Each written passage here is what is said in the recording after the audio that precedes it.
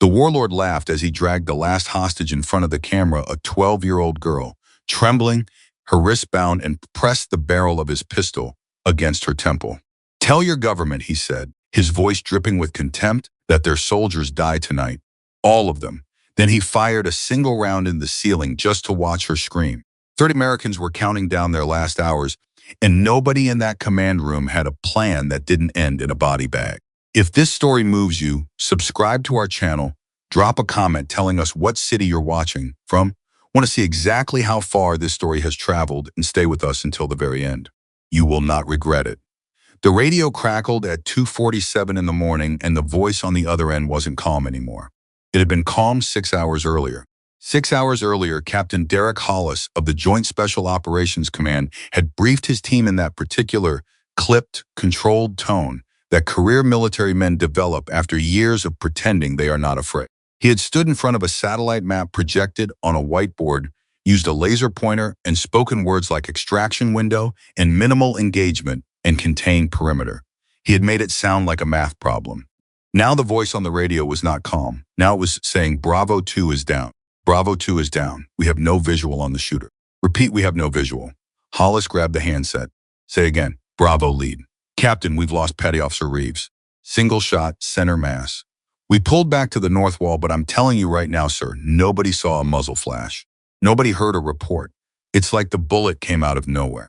Hollis looked at the other men in the command room. They looked back at him.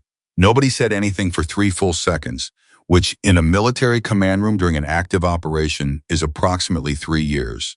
"Maintain position," Hollis finally said. "Do not advance until we identify." "Captain, Bravo 5 is hit." "Oh God, Bravo 5 is static." A burst of it, then nothing. The silence that followed was the loudest thing anyone in that room had ever heard. It had started 48 hours earlier with a phone call that nobody wanted to receive and everybody knew was coming. General Raymond Carver, the kind of man whose handshake could crack knuckles without trying, had sat down at the head of the conference table at 600 hours and laid out the situation with the blunt efficiency of a man who had delivered bad news so many times it no longer surprised him, only exhausted him. 31 American civilian contractors, he said. Humanitarian mission personnel, medical staff, engineers, 2 journalists, taken 44 hours ago from the Hadar relief compound. Current location confirmed by satellite imagery inside the Khalid compound, approximately 60 kilometers from the nearest friendly position. He pressed a button. The satellite image appeared on the screen. The compound was enormous, 3 concentric walls, guard towers at each corner, a central building that looked like it had been designed by someone who expected to survive a siege. The river ran along the eastern edge, a canal technically man-made, cut deep into the earth with steep concrete walls and a current that moved faster than it looked. "Who's holding them?" asked Lieutenant Commander Petra Walsh, the intelligence officer, who had been taking notes on a legal pad in handwriting so small you could barely read it. "Victor Serros," Carver said. The room went quiet again. Serros. Everyone knew that name. Everyone in that room had at some point in their career read a file on Victor Serros, a file that was thick enough to stop a small caliber round. Born in Eastern Europe, trained by the Soviets, then retrained by the Americans in the 90s when it seemed like a good idea, then retrained again by the highest bidder when it stopped being a good idea. He was 62 years old, built like a man who had been carved rather than born, and he had spent 40 years becoming exactly that kind of problem that gave generals headaches. "He's been running that compound for 8 months, Carver continued. "We've had eyes on him, but no actionable intelligence until now. He took the hostages as leverage. He wants the release of 7 of his men currently in federal custody. He's given us 72 hours. How long ago was that?" Walsh asked. 44 hours ago. So they had 28 hours. "First extraction team," Carver continued, his voice flattening even further, "Alpha Squad. 12 operators. They went in 30 hours ago." He paused. "They were compromised at the perimeter. 2 KIA, 4 wounded, mission aborted." "Second team?" someone asked from the back of the room. "Bravo Squad went in 6 hours ago. They are currently, as of 4 minutes ago, taking casualties from an unidentified sniper position and have pulled back." "Unidentified," repeated Major Phil Gutierrez, the operations planner, slowly, as though the word tasted strange. "What do you mean unidentified?" "They have thermal imaging. They have—" "I mean exactly what I said, Major, unidentified. The shooter is not showing up on thermal, not on infrared. Not on any of our aerial surveillance. Bravo Squad's best men cannot locate the source of fire. Two of them are dead, and they still cannot tell me where this person is shooting from. The room did not go quiet this time. The room erupted. Staff Sergeant Alyssa Vance was not in the room when it erupted. She was in the hallway outside, sitting on a metal folding chair, drinking coffee from a paper cup that had gone cold 15 minutes ago, reading a report she had already read 3 times. She was 34 years old. She had brown hair cut short on the sides, the kind of build that people in civilian life sometimes described as athletic, but that in military life just meant functional, lean, precise, nothing wasted. She had a habit of going very still when she was thinking, the kind of stillness that made people uncomfortable if they didn't know her, because it looked too much like the stillness of a person who had stopped breathing. She was thinking about the canal. She had noticed it first in the satellite imagery 2 days ago, when she had been reviewing the compound layout for reasons nobody had asked her to do.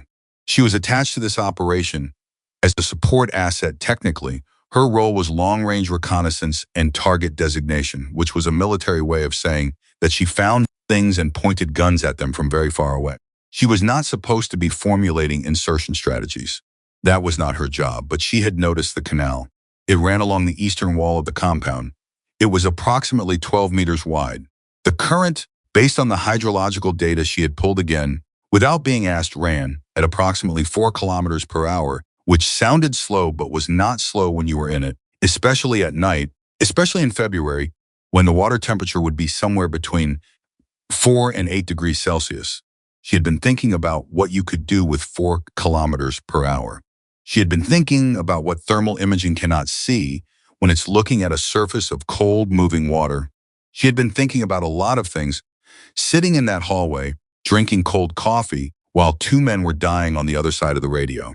The door to the conference room opened and Major Gutierrez came out, already reaching for his phone, already making the face he made when things were going badly, which was a face he had been making a lot lately. He almost walked past her. "Major," she said. He stopped, looked at her. "What?" It was not a question. It was the sound of a man who did not have time for more problems. "I need 5 minutes," she said. "With General Carver."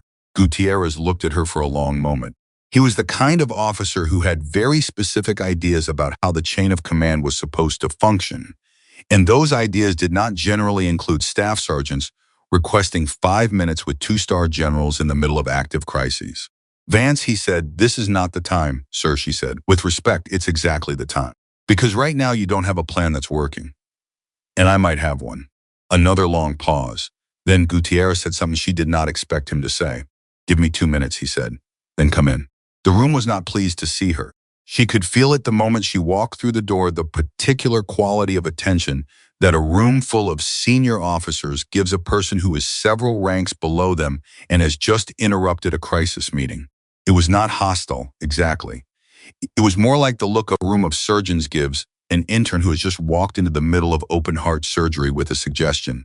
General Carver looked at her across the length of the conference table. "Sergeant Vance," he said, "Gutierrez says you have something." "Yes, sir." She moved to the satellite image on the screen without waiting to be invited. "The Eastern Canal. I want to talk about the Eastern Canal." "What about it?" said Colonel James Harker from the end of the table. Harker ran the Ground Operations Division. He was 51, broad-shouldered, and had the manner of a man who had forgotten more about tactical operations than most people ever knew. He also had the manner of a man who deeply resented being reminded of this. "The compound surveillance grid has a fundamental weakness," Alyssa said. "Every detection system, they have perimeter sensors, thermal cameras, guard positioning is oriented outward. They're watching for threats coming across the walls, through the gates, from the air. Nobody is watching the water. And the reason nobody is watching the water is because nobody believes you can use the water." "Because you can't," Harker said flatly. "The current is too strong for a stealth approach. The water temperature in February would incapacitate a diver within 20 to 30 minutes, Alyssa said. "Yes, sir. I know. That's why you need a wetsuit rated to -5, a rebreather system that doesn't produce bubbles, and a deployment point approximately 2 kilometers upstream so that the current does the work instead of the swimmer." The room was quiet. "You're not talking about a diving approach," Carver said slowly. "You're talking about letting the river carry you in." "Yes, sir. Passive drift, body flat below the surface line, face up with a micro rip." From 2 kilometers upstream, the current brings you to the eastern wall in approximately 28 minutes. Thermal imaging, even if they have it pointed at the water, which the satellite data suggests they cannot distinguish a submerged human body from the thermal noise of the current. You are, for all practical purposes, invisible. Silence. And then what? Harker said. You emerge from the river at the base of a fortified wall with what? 30 armed guards between you and the hostages? I emerge from the river, Alyssa said, at a position that gives me a direct line of sight to the interior courtyard, from a point that nobody inside that compound will ever look for a shooter. Because nobody inside that compound knows that approach exists, because nobody has ever done it. More silence. A different kind of silence. You're talking about going in alone, General Carver said. Yes, sir. Against estimated 30 to 40 armed personnel. Yes, sir, to rescue 31 hostages. No, sir. She turned to look at him directly. I don't rescue the hostages. I create the conditions. I establish a firing position on the eastern embankment. I eliminate the warlord command decapitation. In the confusion that follows, SEAL Team 3 comes in from the north. I provide overwatch fire support. The guards are leaderless and disoriented. They're not trained for this specific scenario. With Saros gone, the chain of command collapses and the extraction window opens. Staff Sergeant.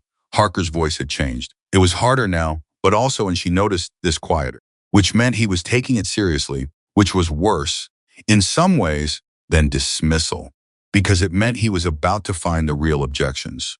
Even if the insertion works exactly as you've described, even if you make it to the embankment without detection, your firing position puts you at open water with no cover and no extraction route.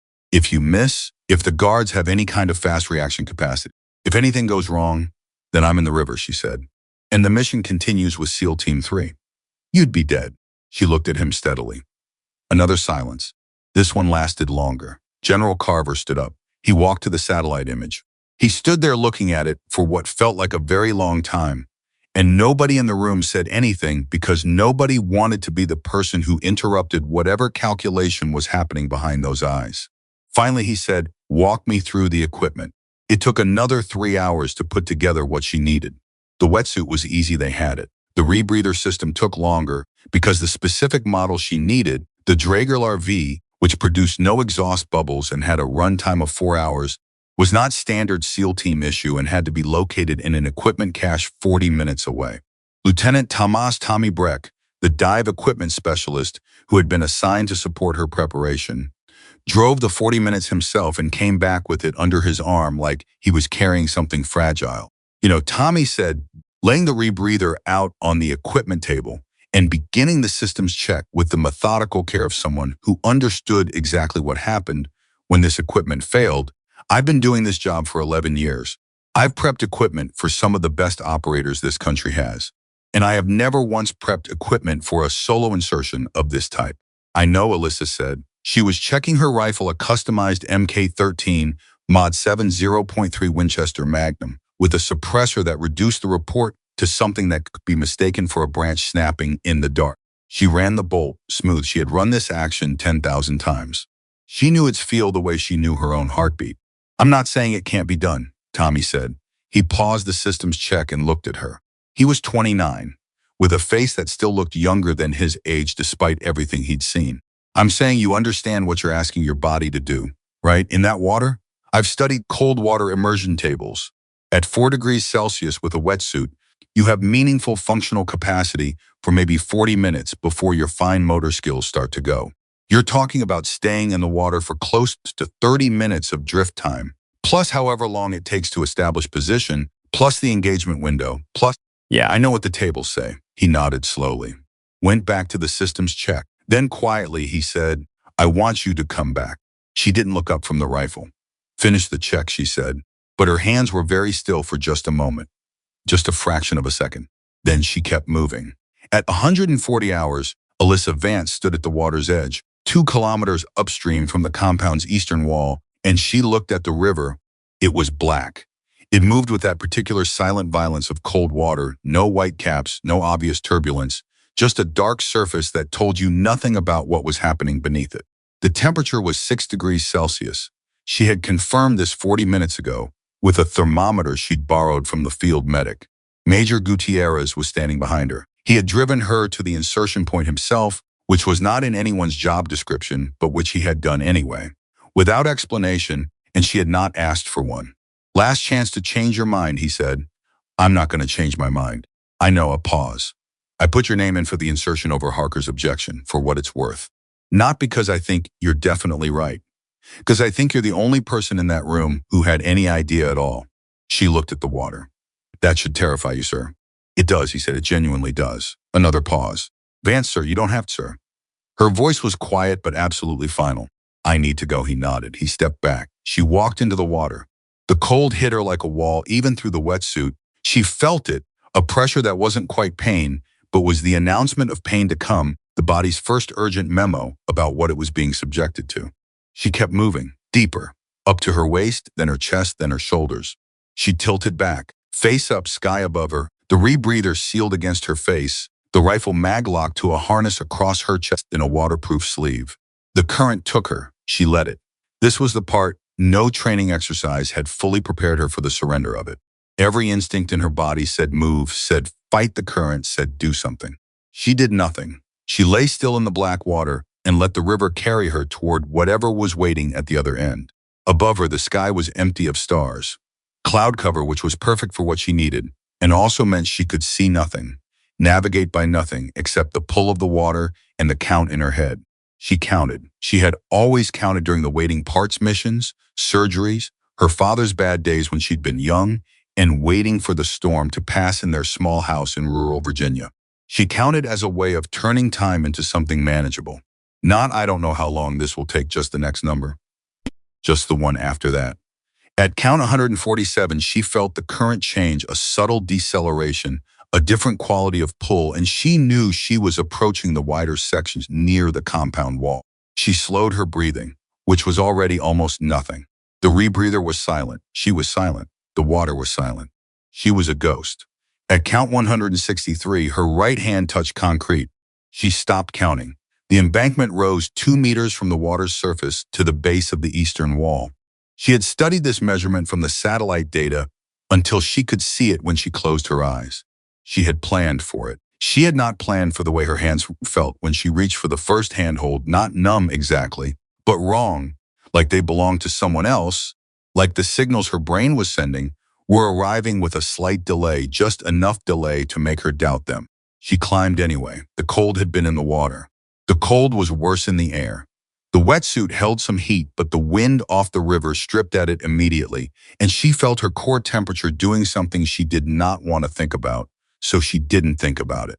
She found the first firing position. She had identified a notch in the concrete embankment, shadow deep, invisible from the compound's guard towers because of the angle, perfect because of the angle, and she settled into it. She unsleeved the rifle. She brought the scope to her eye. And through the night vision optic, in the green-gray world of thermal imaging from the shooter's side of the scope, she saw the courtyard of Victor Seros's compound for the first time in real life, rather than satellite image. She saw the guards. She counted them, 6 visible from her position, which matched the intelligence estimate. She saw the central building's ground floor windows, lit from within. She saw through one of those windows movement. She steadied her breathing. The cold was working on her hands now in a serious way, not the wrong signal problem of the climb, but actual tremor, the kind of involuntary fine motor interference that was the body's honest communication about its limit. She had known this would come. She had trained for it specifically the way you trained for it, which was by deliberately inducing cold stress and then forcing yourself to execute precision tasks. She knew how to breathe through it. She knew how to use the brief windows between tremor cycles when the muscles stilled. She found a window. She waited. Inside the lit room, a figure moved into view. Big, military bearing even after years of going mercenary. The walk of a man who had spent his life being the most dangerous person in any room and had stopped being surprised by it. Victor Seros picked up a phone. He pressed it to his ear. He began to speak. From 450 meters, in the dark, half submerged in the aftermath of a river that had nearly killed her, Alyssa Vance put her finger on the trigger, and the world held its breath. The shot, when it came, made almost no sound. That was the suppressor, yes, the physics of it, the reduction of the report to something soft and distant, a sound that didn't carry. But it was also something else. It was the quality of precision so exact that the world seemed to accept it rather than resist it. No explosion, no drama. just the window. And then Victor Serros, who had been a soldier and a warlord and a terror for 40 years, went down. For one full second, nothing happened inside that compound. One full second of the world not yet knowing what had just changed. Then someone screamed. Alyssa was already moving. She shifted position 6 meters to the left along the embankment, moving low, staying below the wall line because she had known, absolutely known, that the compound would not stay still. She had known that there would be chaos, and she had planned around chaos, had built chaos into her strategy like an engineer builds stress tolerance into a bridge. Let them scream, let them run, let them fire into the darkness at nothing.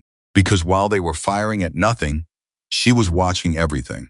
A guard in the northeast tower opened up with an automatic weapon, firing south away from her, entirely the wrong direction, toward a shadow that had spooked him. Another guard at the gate was shouting into a radio. 2 more guards from the eastern barracks, she saw them burst through a door, weapons up, looking toward the sky, toward the walls, toward everywhere except the river. "Where is he?" she heard faintly across the distance. The voice was Russian accented, one of Seros's lieutenants. She adjusted her position. Her hands were trembling again. She breathed. She found a window in the tremor. She took the second shot.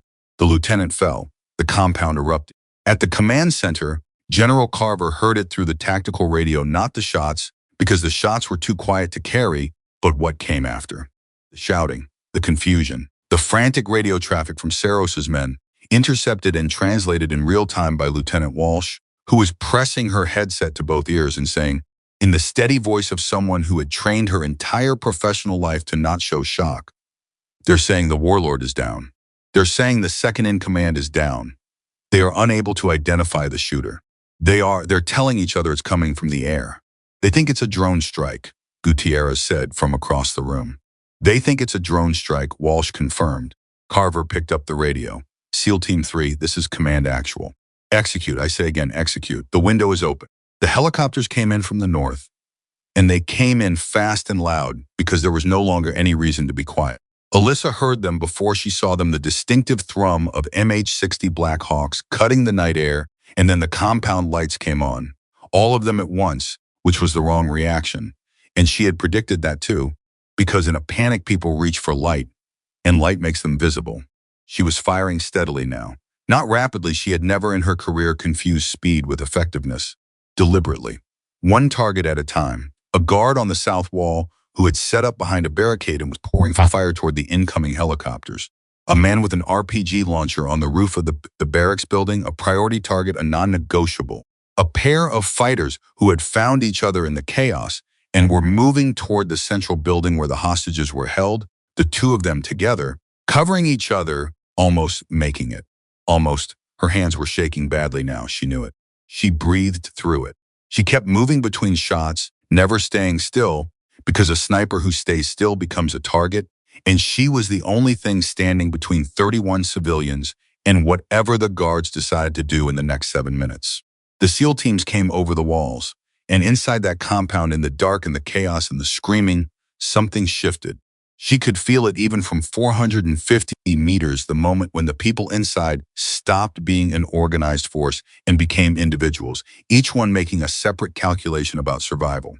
Serros was gone. The chain of command was severed. The rules of their world had changed in the last 4 minutes, and they were still trying to understand it. Organizations don't collapse all at once. They collapse one person at a time, each person reaching a threshold, and when enough people reach it simultaneously, the whole thing comes apart in seconds. She watched it happen. She kept her scope up. She kept her trigger finger disciplined. She watched the SEALs move through the compound with the terrible efficiency of elite operators who had been waiting caged, frustrated, ready for exactly this kind of opening. She thought about Tommy checking her rebreather at 100 hours. She thought about Gutierrez standing at the water's edge. She thought, with a specific and vivid clarity that cold and adrenaline and whatever else was happening in her body had produced, about her father's house in rural Virginia and the way she had learned to count during the waiting. 1, 2, 3. She was still counting. She was still here. 22 minutes after the first shot, SEAL Team 3's senior operator came over the radio with a voice that was controlled, but had something underneath it that control was barely managing. "Command Actual, this is Team 3 lead. Compound is secure. We have all 31 hostages, all alive. I say again, all alive. Zero friendly casualties. General Carver stood in the command room with his hand pressed flat on the table, and he didn't say anything. Gutierrez next to him turned away for a moment, just for a moment before he turned back. Walsh said, quietly, into her headset, 3 lead, can you confirm what is the status of our support asset? Confirm status of Sergeant Vance. A pause. The pause lasted long enough that the temperature in the command room dropped. Then she's on the embankment. She's down, but she's standby, she's breathing. She's hypothermic. We need a medic to the eastern wall now, but she is breathing. In the hallway of a military command center, somewhere in a theater of operations that this story does not name, Lieutenant Tommy Breck, who had been sitting on a metal folding chair for the last 4 hours with a cold cup of coffee in his hands, closed his eyes and held them closed for a very long time. Then he got up. He walked to the window. He looked at nothing in particular.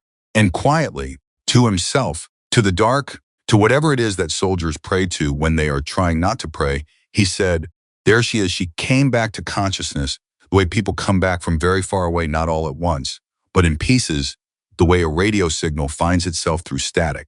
First there was sound, voices, the metallic clatter of equipment, the specific rhythm of rotors winding down somewhere above and to the left.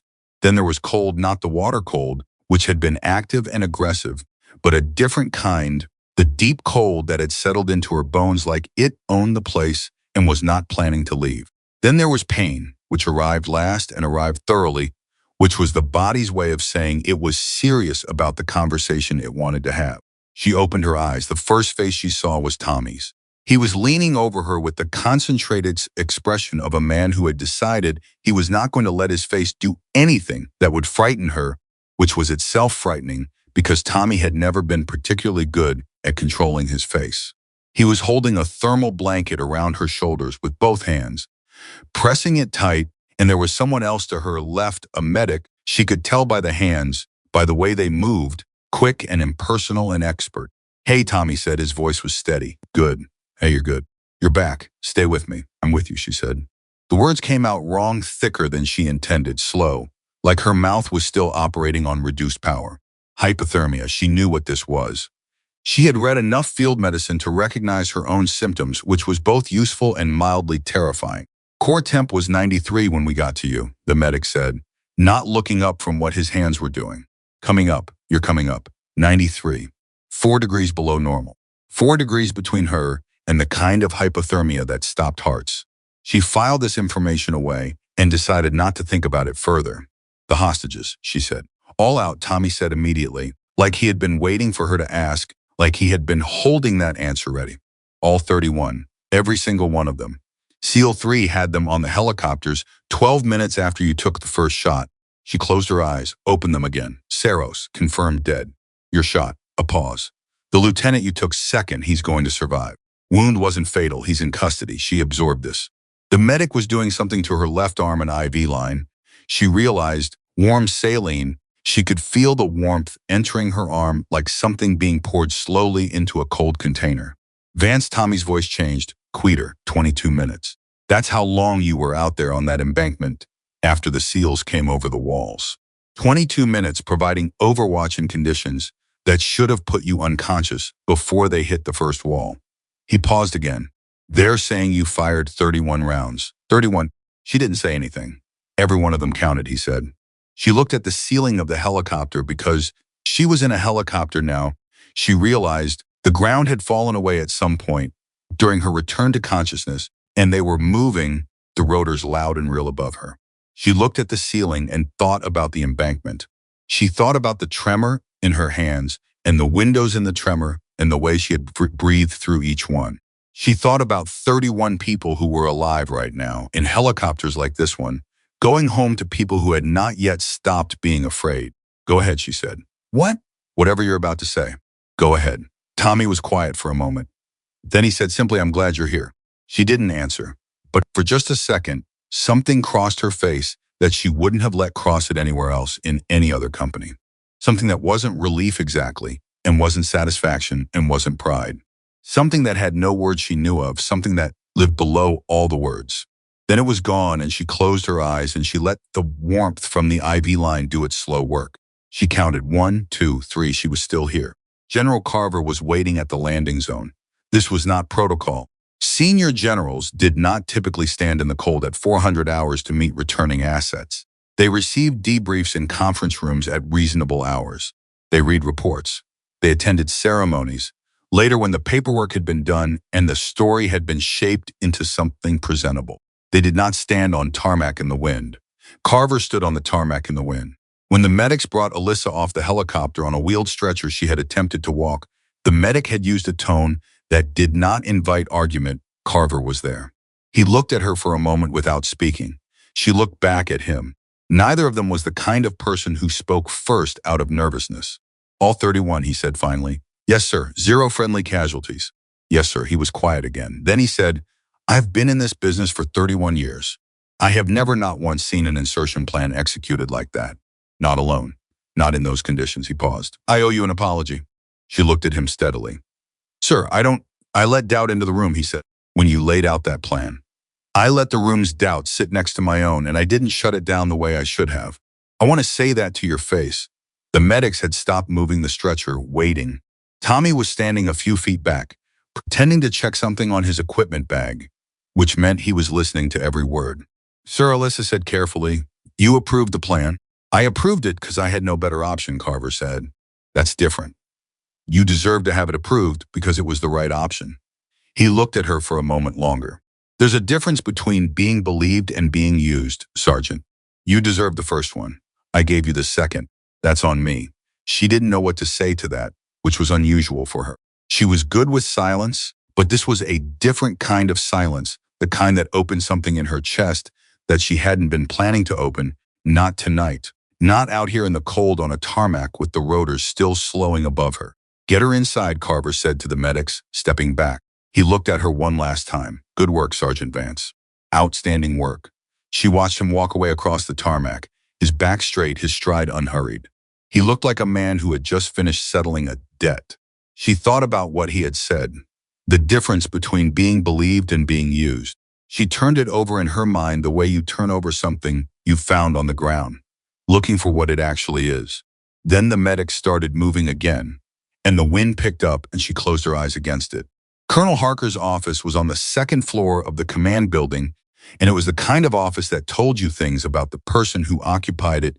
No personal photographs, one commendation on the wall, out of what must have been many, a desk clear of everything except a single legal pad and a coffee mug. It was the office of a man who believed that clutter was a moral failing. He was sitting behind the desk when Gutierrez came in without knocking, which was itself a declaration. You heard, Gutierrez said. I heard. Harker's voice was flat.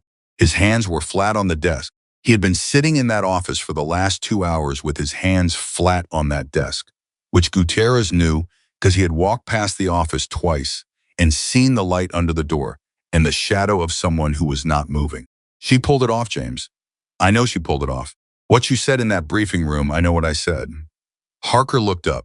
His face was doing something complicated. He was 51 years old, and he had a particular kind of face, the kind that had learned over decades to keep its interior weather off its surface. But right now the weather was showing. I questioned her competence in front of the general in a room full of senior officers. I questioned her plan. I used words like reckless, a pause. She took those words into a 40-degree river and came out the other side with 31 people alive. Yes, Gutierrez said. She did. Silence. I'm going to request a formal meeting, Harker said. With Vance directly. I want to say it to her face. He paused.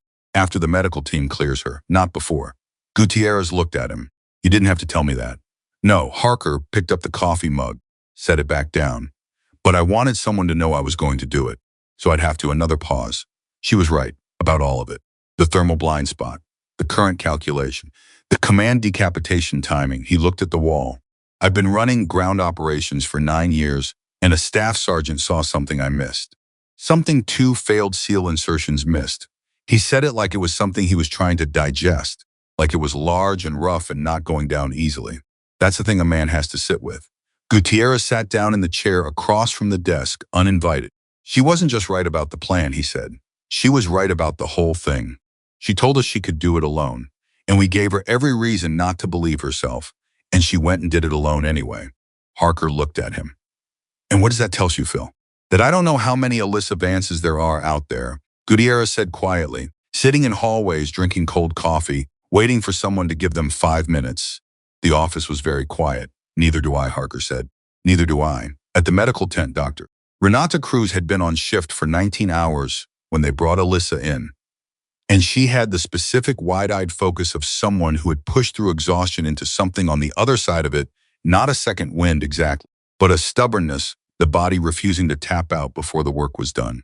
She took one look at Alyssa's core temperature readout and said, "Okay, we're starting active rewarming. Somebody tell me who authorized her to be in water that cold for that long."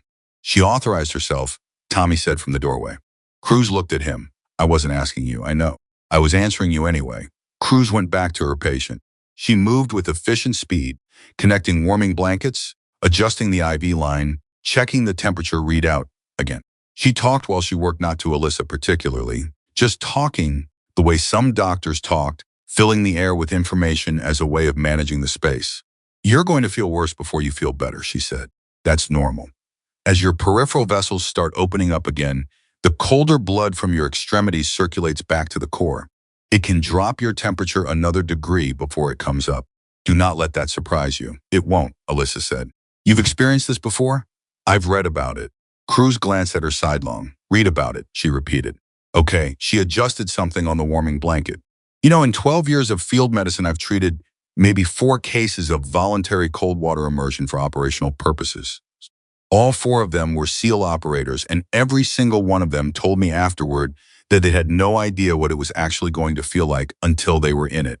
A pause. "How about you?" Alyssa was quiet for a moment. Then she said, "I knew what it was going to feel like. How I trained for it." Cruz stopped moving for just a second. Looked at her. "You trained for this specific thing? Cold water immersion and precision shooting in hypothermic conditions?" "I trained for 6 months," Alyssa said. "Ice baths, cold water range work, fine motor exercises under thermal stress. I needed to know what my hands were going to do before I trusted my hands with someone else's life." The tent was quiet. Cruz had gone still. Tommy in the doorway had gone very still. "Nobody told me to," Alyssa added, as though this was a footnote. "It was off the books, my own time." Cruz looked at her for a long moment. Then she turned back to the equipment, and her voice, when she spoke again, had a different quality to it, not softer exactly, but changed. "Well," she said, "that explains a few things, does it?" Alyssa's voice was neutral, like why your core temp at 93 showed none of the motor degradation the table says it should have shown. Cruz checked a readout.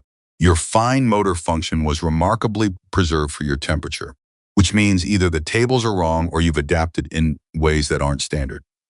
She paused. 6 months of training, twice a week at minimum. "In water, how cold?" "I started at 15 degrees and worked down. By month 4, I was working at 6. Cruz absorbed this. Then very quietly, she said, "Do you know what that kind of preparation takes? Not just physically. The discipline to train for a thing that might never happen. To take yourself through that discomfort alone, on your own time, for 6 months, on the chance that one day, someone would need exactly what you were building." Alyssa didn't answer. "That's not normal," Cruz said. "I mean that as a compliment. That is not normal human behavior." "No," Alyssa agreed, "but it worked." The 31 hostages arrived at the medical triage facility 40 minutes after the SEALs cleared the compound, and they came in the way people come in after extreme trauma, some of them very loud, some of them very quiet, none of them quite back in their bodies yet. All of them at that specific altitude of relief and shock where the nervous system doesn't yet know which feeling it's supposed to have. Sarah Kwan, 29, a trauma nurse from Boston who had been part of the medical team taken hostage, was one of the quiet ones. She sat on a cot in the triage bay and let Cruz's people do their checks and didn't say much of anything for nearly 20 minutes. Then she asked, in a voice that was careful and controlled, in the way that nurses' voices got careful and controlled when they were managing something, "Who did the sniper work?" The medic who was checking her blood pressure looked up. "Excuse me, the sniper. The shots that started the chaos in the compound." There was a voice, one of the guards, screaming, and then the warlord was down and everything went sideways at once. She paused. "I heard the guards screaming that they didn't know where it was coming from."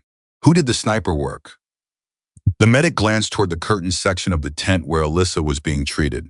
That's classified. I'm not sure I can." "Was it one person?" A pause. "Yes, one person," Sarah said. "That's what I thought." Another pause.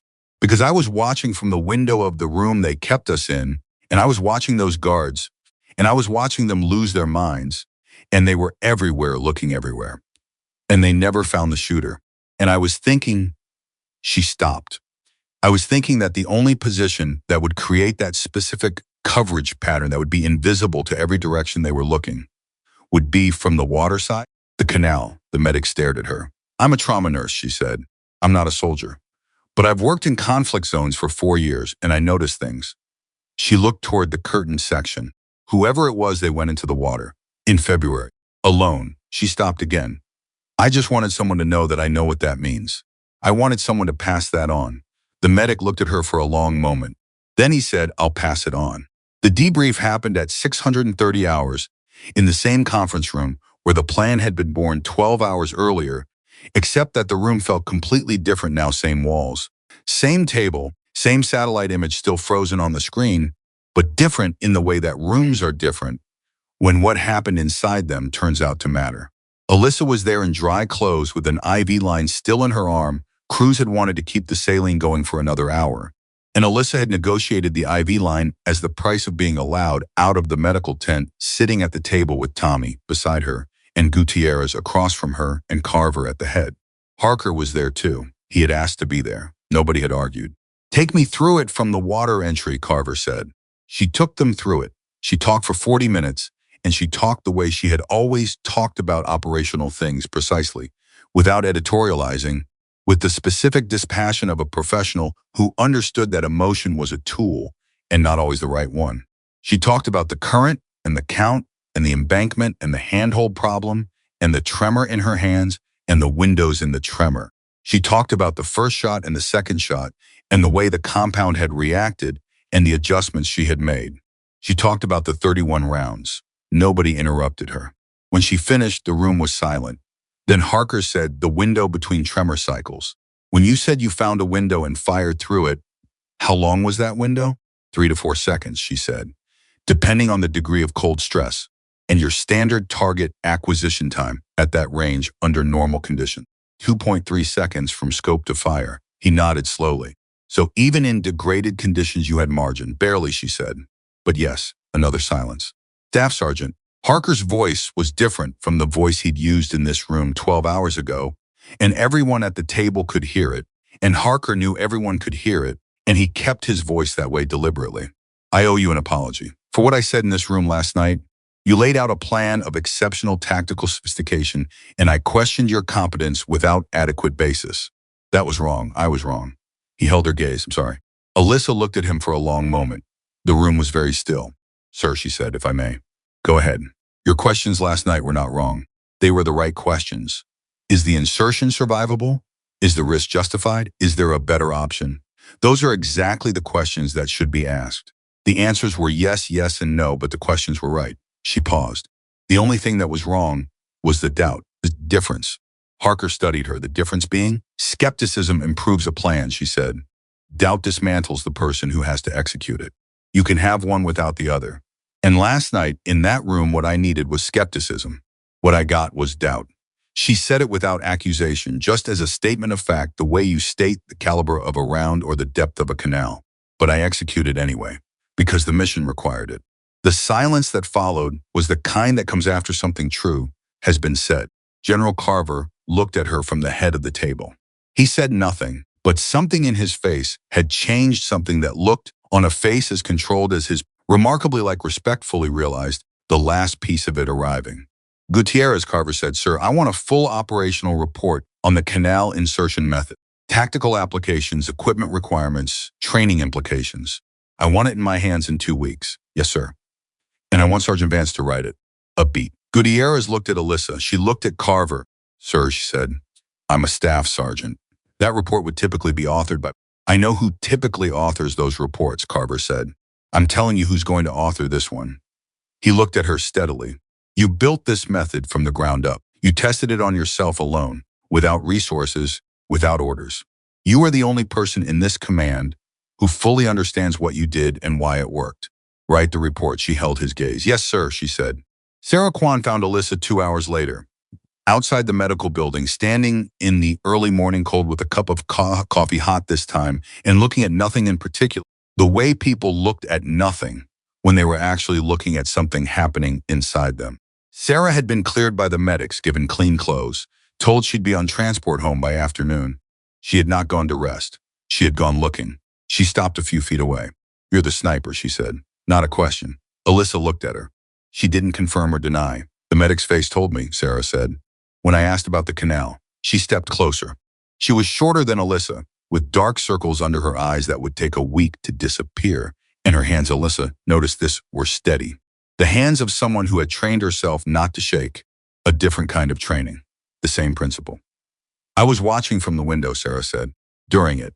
I didn't know what was happening at first, just that the guards had gone crazy, that something had gone wrong for them, something they couldn't find. And I watched them spin, and I watched them fire at nothing, and I watched them fall, one by one, and I thought," she stopped. "I thought, whoever is doing this, they are completely alone out there. There is no backup for this person. This is one human being making the whole thing work." Her voice was steady. The hands of her voice were as steady as the hands at the end of her arms. "I wanted you to know I saw it, not just the result, the weight of it." Alyssa was quiet. The morning air was cold but manageable. The coffee was warm in her hands. "All 31 of us," Sarah said, "we're going home. And there are 31 people who were waiting for us, families and friends, and people who couldn't sleep, and tonight they're going to stop not sleeping. Because of what you did alone in that water." She paused. "I need to say that to your face, not to a spokesperson, not in a report. To your face." Alyssa looked at her for a long moment. Something moved behind her eyes, the same thing that had crossed her face on the helicopter, the thing without a name. "Take care of yourself," Alyssa said quietly. "What you went through in there, don't minimize it. Get the support you need." Sarah blinked. Then she gave a short, slightly disbelieving laugh. "I come to thank you, and you give me medical advice." "You're a trauma nurse," Alyssa said. "You know better than anyone that the people who most need care are the ones least likely to give it to themselves." Sarah looked at her. Then she said, "Who takes care of you, Sergeant Vance?" Alyssa didn't answer immediately. She looked down at the coffee cup. Then she looked back up. "I count," she said simply. "When it gets hard, I count." Sarah didn't ask what that meant. She seemed to understand, in the way that people who have been through difficult things understand each other across the gap of very different experiences, that sometimes counting is enough. That sometimes the next number is all there is. She put her hand out. Alyssa took it. They shook hands in the cold morning air, two women who had been through separate versions of the same night, and they didn't say anything else, and it was enough. Tommy found Alyssa an hour after that, sitting on the same metal folding chair in the same hallway where she had sat before the briefing, before the water, before all of it. She had the same expression on her face, the stillness that looked like stop breathing, but was actually the opposite, was the deepest possible engagement with whatever was happening inside her. He sat down next to her. He didn't say anything for a moment. Then he said the equipment worked. It did. The rebreather, the wetsuit, the rifle harness, all of it. Good. He paused. "I need you to know that I was scared. For the whole time you were out there, I was scared. Not for the mission. For you specifically." She looked at him sideways. "I know," he said before she could speak. "That's not operational. That's not how we're supposed to feel about assets and operators." "I know." He spread his hands. "But I've been in this job for 11 years, and I've never once in 11 years sat in a hallway for 4 hours holding cold coffee waiting for a radio call like that. And I need you to know it was not nothing. You are not nothing." The hallway was quiet around them. Distant voices somewhere, the sound of the building doing its business, but here it was quiet. Alyssa looked at the opposite wall. She looked at it for a long time. "Tommy," she finally said, "yeah, next time you check my equipment." A pause. "Don't tell me you want me to come back." He turned to look at her. She was still looking at the opposite wall. "Tell me during," she said quietly. "Not before, when I'm in the water. Tell me then." He was quiet. Then he said, "How would I tell you when you're in the water?" She turned and looked at him, and for the first time since she had come back from that river, she almost smiled. "Figure it out," she said. "You've got 6 months. I'll be training." Tommy stared at her. Then something happened to his face that wasn't quite a laugh, but lived very close to it. "You're already planning the next one." "I'm always planning the next one." He shook his head slowly. He sat there in the hallway next to her, the way he had sat in the hallway outside for 4 hours, except different now because she was here. And the mission was done. And the 31 were going. He sat there and didn't try to say anything else, because sometimes there is nothing left to say, only what's true. And what was true in that hallway, in the cold building, in the early morning of a day that had already been through more than most days are asked to carry, was this. She was already planning the next one. She was always planning the next one. And somewhere in a river she had already left behind, the water kept moving, indifferent and dark and cold, carrying nothing now but itself. The report Alyssa wrote took 11 days. Not because the information was complicated. She had the operational data memorized. Every decision point, every equipment specification, every variable she had measured and accounted for in the 6 months of solo training that nobody had asked her to do. The information came out of her cleanly and precisely, the way everything came out of her when she had decided it was time. The 11 days were not about the information. They were about what the report was going to mean. She understood, in the specific way that someone who thinks 3 moves ahead always understands things, that a tactical report authored by a staff sergeant and commissioned by a 2-star general was not just a document.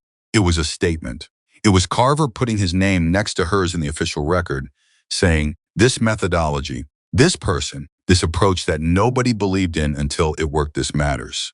And anything that mattered in the official record had consequences. And consequences moved in directions you could not always predict. And she had learned a long time ago to be careful about things that moved in unpredictable directions. She wrote it anyway, precisely, completely, with the same honesty she had brought to the canal. She submitted it on a Tuesday morning and went to the range. She was on her 4th magazine when Gutierrez called her phone. She let it ring. She was on her 6th magazine when he appeared at the range himself, which told her the phone call had been a courtesy, and this was the real communication. She lowered the rifle, turned. His face was doing something she had not seen it do before, something that was not exactly alarmed and was not exactly excited, but was somewhere in the complicated territory between those two things where important news lived. Walk with me, he said. She put the rifle on safe and walked with him. The report went to Carver yesterday evening, Gutierrez said as they moved away from the range noise. By this morning it had gone to 3 other people who Carver apparently decided needed to read it immediately.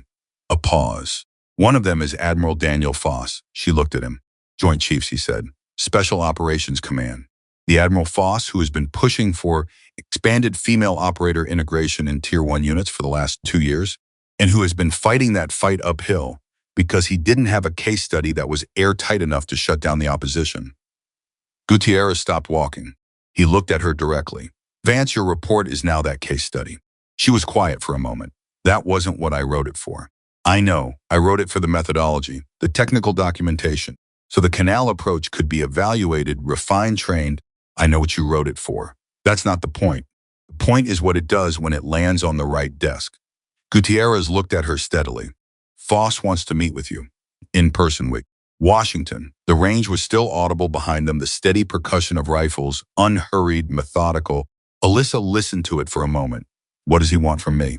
I think Gutierrez said carefully that he wants you to tell him exactly what you told Harker in that debrief room. The difference between skepticism and doubt. What it costs to execute a mission when the room's doubt is sitting next to you in the water.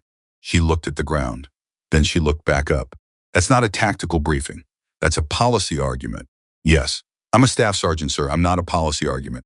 You are right now, Gutierrez said, whether you want to be or not. That's what happens when you do something that nobody else has done.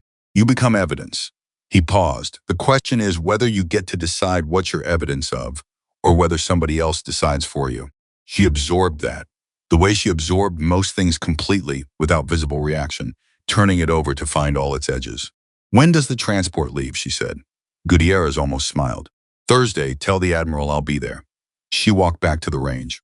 She picked up her rifle. She put 3 more magazines through it before the day was done, and her groupings were perfect throughout, and she did not think about Washington or Foss or what it meant to become evidence.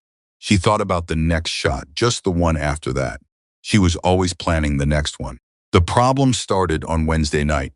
She was in her quarters, the report open on her laptop for one final review before the Thursday transport, when her phone showed a number she didn't recognize. She almost let it go. Something made her answer. Sergeant Vance. The voice was male, precise, and had the particular quality of someone who was accustomed to being listened to. My name is Robert Leland. I'm a staff writer for the National Defense Review. I'm calling because I've been given information that I believe you would want to know about. before it becomes public. She sat up straighter. How did you get this number? That's actually part of what I want to discuss. A pause. Sergeant Vance, there is a story running in 3 major outlets simultaneously in 48 hours. The story concerns the Hadar compound operation. Your name is in it. The quiet in her quarters took on a different quality. I'm going to stop you right there, she said. I am not authorized to discuss ongoing or recent operations with press. If you have questions, they go through the public affairs office at your name, your photograph, and a detailed account of your operational method are in this story. Leland said, I'm telling you this as a courtesy because I did not provide those materials. Someone else did. And I think you need to know who. She stood up. She was moving before she knew she was moving, pacing. The way she paced when something needed to be solved, and standing still was no longer compatible with her nervous system. Who? I don't know the original source. What I know is that the story was not built from military files. The language is too specific in some places, too vague in others. It reads like someone who was in the room during the planning phase gave a verbal account. A pause. Someone who had reasons to want the story told a certain way. What way? The narrative frames you as a rogue operator who acted outside your authority and got lucky. That the mission's success was despite your approach rather than because of it. That the canal method was improvised and dangerous and should not be replicated. He paused again. Your name is attached to that framing. Your photograph, your rank, your service record. She stopped pacing. She stood completely still in the center of her quarters. Who benefits from that story? She said. Her voice was very quiet and very steady, which was what her voice did when something inside her went cold. Not the canal cold, a different kind. I was hoping you could tell me, Leland said, because you were in that room. And I was not. She thought about the briefing room. She thought about the faces. She thought about doubt. There is a difference between skepticism and doubt. She had said that 5 days ago at a table with 6 people around it in a building 40 kilometers from where she was standing now. 6 people. I can't speak to you about this, she said, but I want your number. He gave it to her. She wrote it on the back of her hand, an old habit because paper could be lost. She hung up. She sat down on the edge of her bunk. She looked at the number on her hand. Then she picked up her phone again and called Gutierrez. He answered on the second ring, which meant he had been awake. I need to tell you something, she said, and I need you to listen before you say anything. Go ahead, she told him.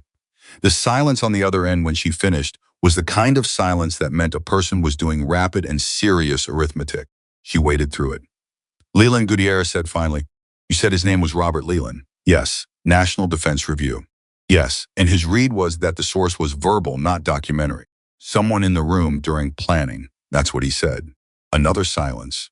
Shorter this time. Then quietly, Gutierrez said something she had not expected him to say. He said, Vance, I need to tell you something too.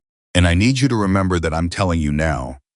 Before the story breaks, because that matters. It matters which direction the information moves. She waited. I talked to 2 journalists, he said, 6 days ago. Before the report, before the Washington meeting. I didn't tell them anything classified. I didn't give them operational details. But I was talking about the case for expanded integration. I was making the argument informally off the record. And I mentioned you by name. A long pause. I didn't give anyone a photograph. I didn't frame you as rogue. I would never. I want you to know that. His voice was steady, but it had something underneath it. But I gave them a door, and someone else walked through it. She sat very still, Phil. It was the first time she had used his first name. She heard him hear it. Who else was on that call? It was a group call. 3 journalists, 2 policy advocates from Foss's office. He stopped. And a communications advisor from Senator Mark Paulson's staff. She knew the name. Everyone in Special Operations knew the name. Senator Mark Paulson, Armed Services Committee, who had been the loudest institutional voice against female operator integration for 4 years and had the committee leverage to back it up, who had publicly called the integration push a political exercise and an experiment with American lives, who had every reason to want a story that said, here is what happens when you put the wrong person in the water. Paulson's office, she said. Vance, did you know he was on the call before you made it? A pause that lasted exactly long enough to be an answer. I knew his communications advisor was going to be on the call. I thought it was an opportunity to bring his office into the conversation. You didn't think he'd use it to build a counter-narrative before the story could get established. She said it without anger. She didn't have room for anger right now. Anger was a feeling, and feelings were tools, and this was not the moment for that particular tool. How long before the story breaks, did Leland say? 48 hours. So Thursday morning approximately, which means it breaks. While I'm in the air to Washington, she said. The silence that followed was a different kind. The kind that meant both of them were understanding the same thing at the same moment. The story would break while she was in transit. She would land at Dulles, already defined by someone else's version of what had happened. She would walk into Admiral Foss's office, carrying a narrative she hadn't written, framing she hadn't chosen, her own name in a story that was designed to make her disappear. I'm sorry, Gutierrez said. I am genuinely deeply sorry. I made a mistake and it's going to land on you. And that is not acceptable, and I know that saying it doesn't fix it. She stood up again. She started pacing again. One end of the room to the other. 3 steps turn. 3 steps turn. Can you get me on the phone with Leland's editor, she said. Vance, not to kill the story. I don't want the story killed. I want the record straight. She stopped pacing. She made a decision that she could feel crystallizing in real time. The way decisions crystallize when they were real ones. If the story runs, it runs. But it runs with my words in it, not someone else's words put in my mouth. I'll talk to Leland, on the record, fully. That requires command authorization. You can't speak to press without, then get me Carver, she said. Tonight. I don't care what time it is. Get me Carver and Harker in the same room if you can manage it, and let me tell them what's coming, and then let me decide how to face it. A pause. That's what I'm asking. Not for protection, not for someone to fix it. I want the chance to face it myself. Gutierrez was quiet for 3 seconds. Then he said, I'll have Carver on the phone in 20 minutes. Thank you. She hung up. She sat down. She looked at the number on the back of her hand. She looked at the report on her laptop screen, 11 days of work, every decision documented, every variable accounted for, the canal method laid out in the kind of precise, replicable detail that could save lives the next time someone thought to use a river. Someone had taken that and tried to turn it into a liability.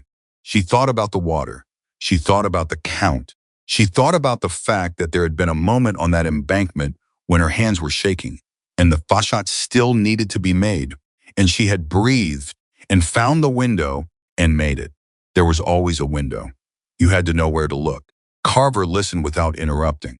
This was one of the things she had come to understand about him in the 11 days since the mission. He was a general who listened the way analysts listened, taking everything in before responding, filing pieces in real time, not formulating his answer while you were still talking.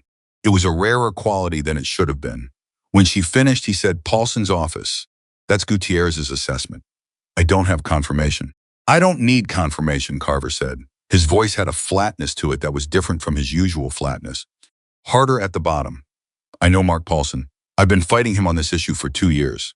He has been waiting for exactly this kind of moment in operation, where the involvement of a female operator could be characterized as outside the established framework, where the outcome, however successful, could be framed as luck or aberration rather than skill and preparation.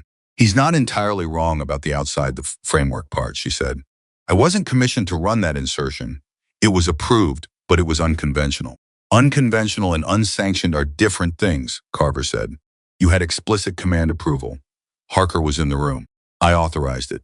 There is nothing in the operational record that supports a rogue narrative. He paused. But that doesn't matter if the story lands first. And the correction has to run after. The first version of a story is the one people remember. Corrections are footnotes, which is why I want to talk to Leland, she said. Another pause, longer. She could hear him thinking, not literally, but she had been around enough senior commanders to recognize the rhythm of someone running the second and third order consequences.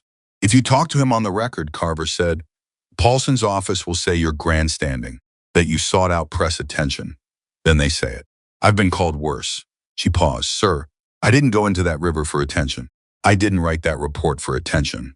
But if this story breaks with my name on a narrative designed to make what I did look like a liability instead of a capability, then the next time someone like me is sitting in a hallway with a plan, they'll get doubted harder, not because of their plan, because of my story misread. Her voice was steady.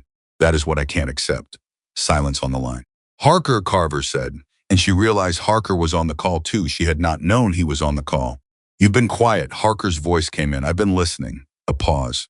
Vance, he said her name carefully. If you do this interview, if you go on record, are you prepared for what comes after? not the story itself. What comes after the story. Paulson doesn't fight battles, he fights campaigns. He will look for the next thing, and the next thing after that. Sir, she said, I have been preparing for things people don't think are coming for my entire career. 6 months of ice baths twice a week, for something that nobody knew would happen. She let that sit for a moment. I know how to prepare for a long fight. Harker was quiet. Then he said, I want to be on record as supporting her authorization to speak to Leland. General authorized, Carver said immediately. Phil, get her the contact. And Phil, I want your written account of the group call. Every participant, everything that was said. Tonight, yes, sir, Gutierrez said. Vance, Carver said. Talk to Leland, tell him the truth, every bit of it. Don't manage it and don't soften it. Just the truth, what you did and why you did it, and what it cost and what it gave back. A pause. You've been telling the truth this whole time. Don't stop now. No, sir, she said. I won't. She called Leland at 11:17 that night. He answered immediately, which meant he had been waiting. I'll talk to you, she said. On the record, everything.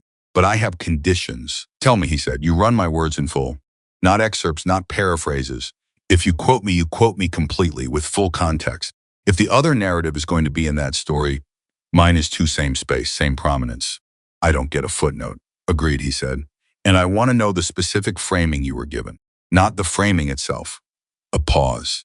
The framing was, Staff Sergeant Vance acted outside sanctioned parameters. The mission plan was improvised and not repeatable, and the outcome was a function of enemy disorganization rather than tactical innovation. The further characterization was that promoting this type of lone actor insertion as a model would endanger future operators.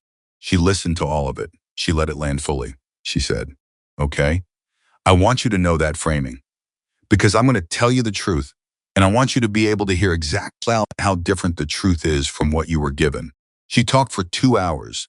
She told him about the satellite image she had not been asked to study, the hydrological data she had pulled on her own time, the 6 months of cold water training, the equipment she had sourced, the plan she had built in the hallway alone while 2 men were dying on a radio. She told him about the doubt in the room and the difference between doubt and skepticism and what it felt like to carry doubt into the water with you. She told him it felt like extra weight. She told him she had carried it anyway. She told him about the tremor in her hands. She told him about the windows. She told him about 31 rounds and 31 people going home.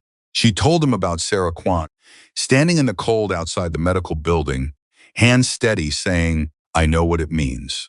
I wanted you to know I know. Leland did not interrupt her. He asked 2 questions in 2 hours.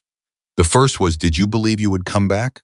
She said, I believed the mission would succeed. He said, that's not the same thing. She said, no, it's not. The second question was, what do you want people to understand about what you did? And she was quiet for a moment, a genuine moment, not a managed pause. And then she said something that Leland would quote in full, with context, in the story that ran 2 days later. I want people to understand that the preparation was the mission. What happened in the water was just execution. The mission was the 6 months before, the hundreds of hours alone in cold training tanks and on winter ranges, building something that didn't exist yet, because I thought it might be needed, and nobody else was going to build. That's what I want people to understand, not the river. The 6 months before the river. Leland said, thank you, Sergeant Vance. She said, don't thank me. Get it right. She hung up at 1:23 in the morning. She sat in her quarters in the dark for a long moment. Then she set her alarm, lay down in her clothes, and went to sleep. She slept without counting, which was unusual for her. She took it as a sign that something had settled.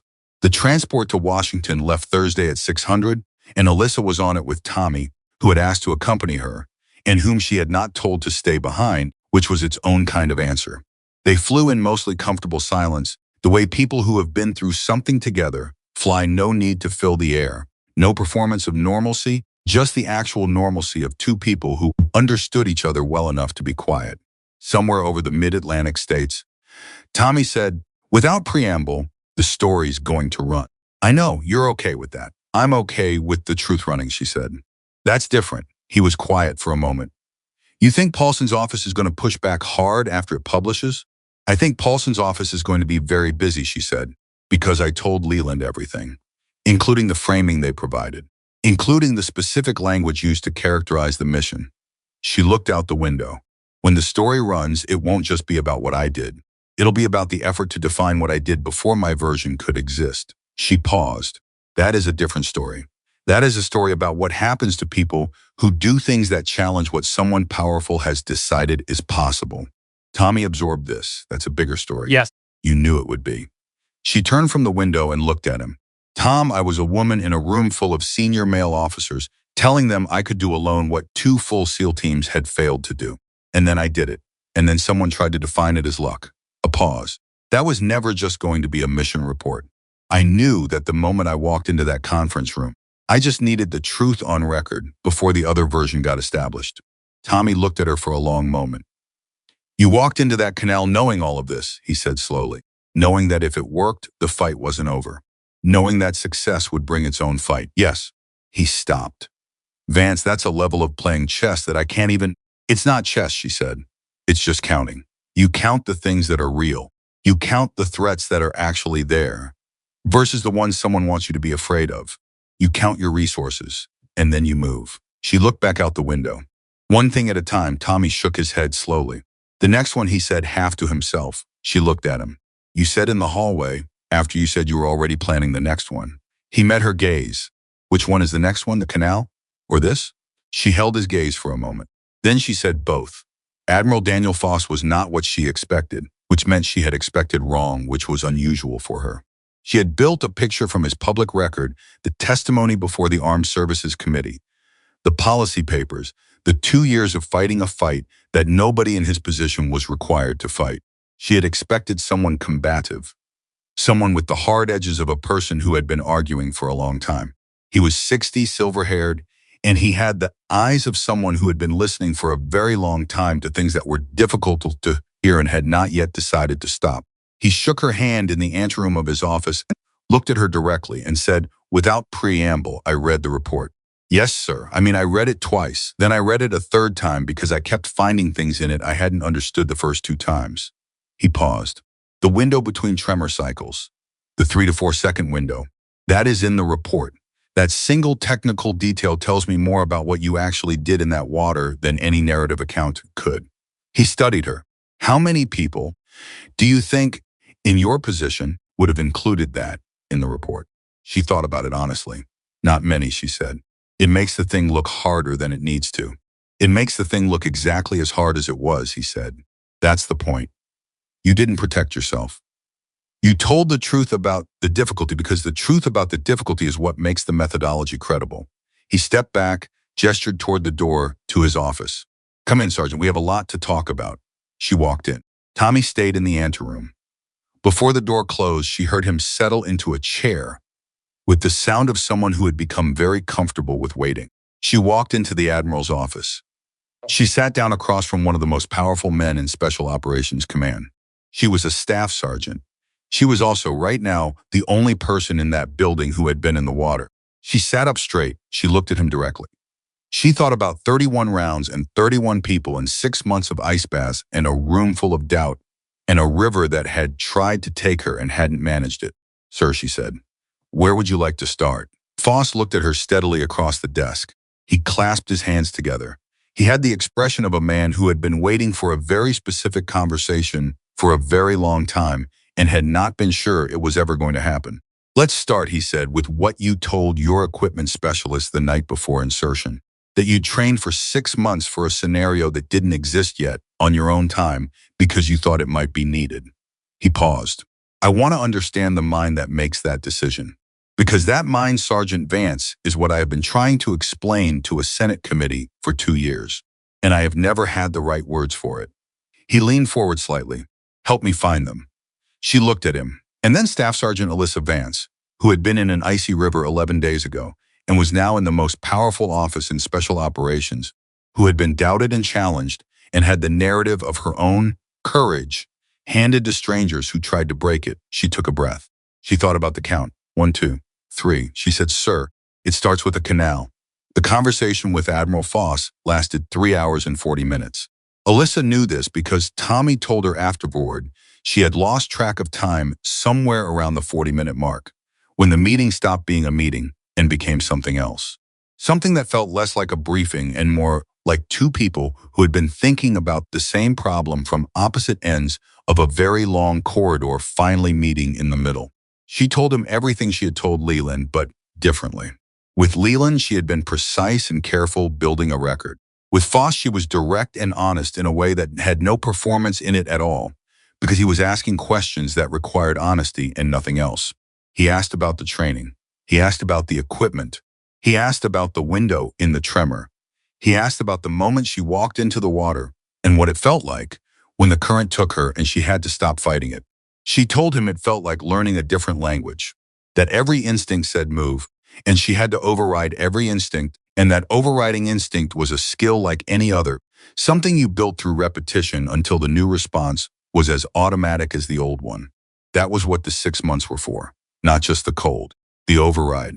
Foss listened to all of it. He did not take notes.